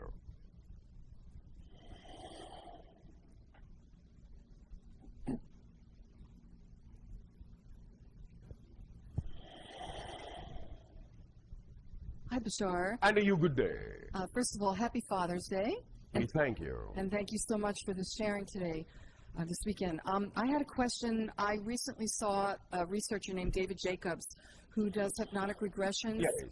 And he said that the abductees that he's been working with for the last couple of years are almost all telling him that when they're being abducted, the Greys are asking them detailed questions. They've informed him that some of the hybrids are so human-looking that many are living here amongst us right now. Well, now and then there are practice runs, but that's the next phase of the agenda, is acclimatization to your society so that the hybrid children can start to learn to live among you. Well, that falls in then with my question, because he said that the kinds of things that the Greys are doing is that instead of the fertilization process, they're asking detailed questions like, what is a picnic, and what exactly do you do in a picnic, and what is a post office, and how do you mail a letter, and detailed things that it's a little scary in a way. Why is it scary? Well, Are not those the kind of things that you yourself would ask if you were visiting a foreign country and knew not their customs and their ways? And wanted to learn? Would you not say, how do you mail your letters? Where do you have your post offices? Do you have post offices? What is this called? What is that called? How do you do this? How do you do that? Would you not do the same thing? Yes, and yes, but you still want to be scared? No, I think this scared was the wrong word. It's more of the fine line between excitement, but more on the excitement line rather than the fear. Well, then. Because I'm looking forward to working with them, and we've discussed that in the past. All right. So I'm looking more for a timeline and an idea of how this is going to progress in the future, or the We now. have already given you the basic timeline window. You will find that the idea of acclimatization will begin to manifest itself sometime between 2025 and 2033. After open contact is made, in that sense, when people start meeting their children, then you will find that acclimatization will begin to occur in isolated areas on your planet. That will allow the children the best opportunity to acclimatize to your society so that they can begin to live among you for those that will have them. So are the Greys basically focusing totally on this acclimatation process rather than the fertilization and reproduction? It is now the majority of the agenda. Great. The vast majority of the agenda. It is no longer necessary for the idea of continued hybridization. And how many generations of hybrids are now in existence through the Greys? 30. Wow. And for myself, my own particular hybrid children were in the first generation? No. Can you give me an idea of which one? They began in the 17th. Okay. And roughly when I was through the reproductive time in my life, right? Roughly. Okay. Thank you. Thank you. One moment. One moment. One moment. No further data is available through this terminal. We will at this time extend to each and every one of you our deepest appreciation for the co-creation of this interaction. We must now be on about the business in our part of the agenda as you begin to play your part as well. The timing is such that it works best for both. We extend to you our unconditional love and deep gratitude for allowing us to experience you in this way. We thank you for allowing us to be your children and for allowing us to also guide you as a parent would. We thank you for being part of our family, and we will meet again. Good day.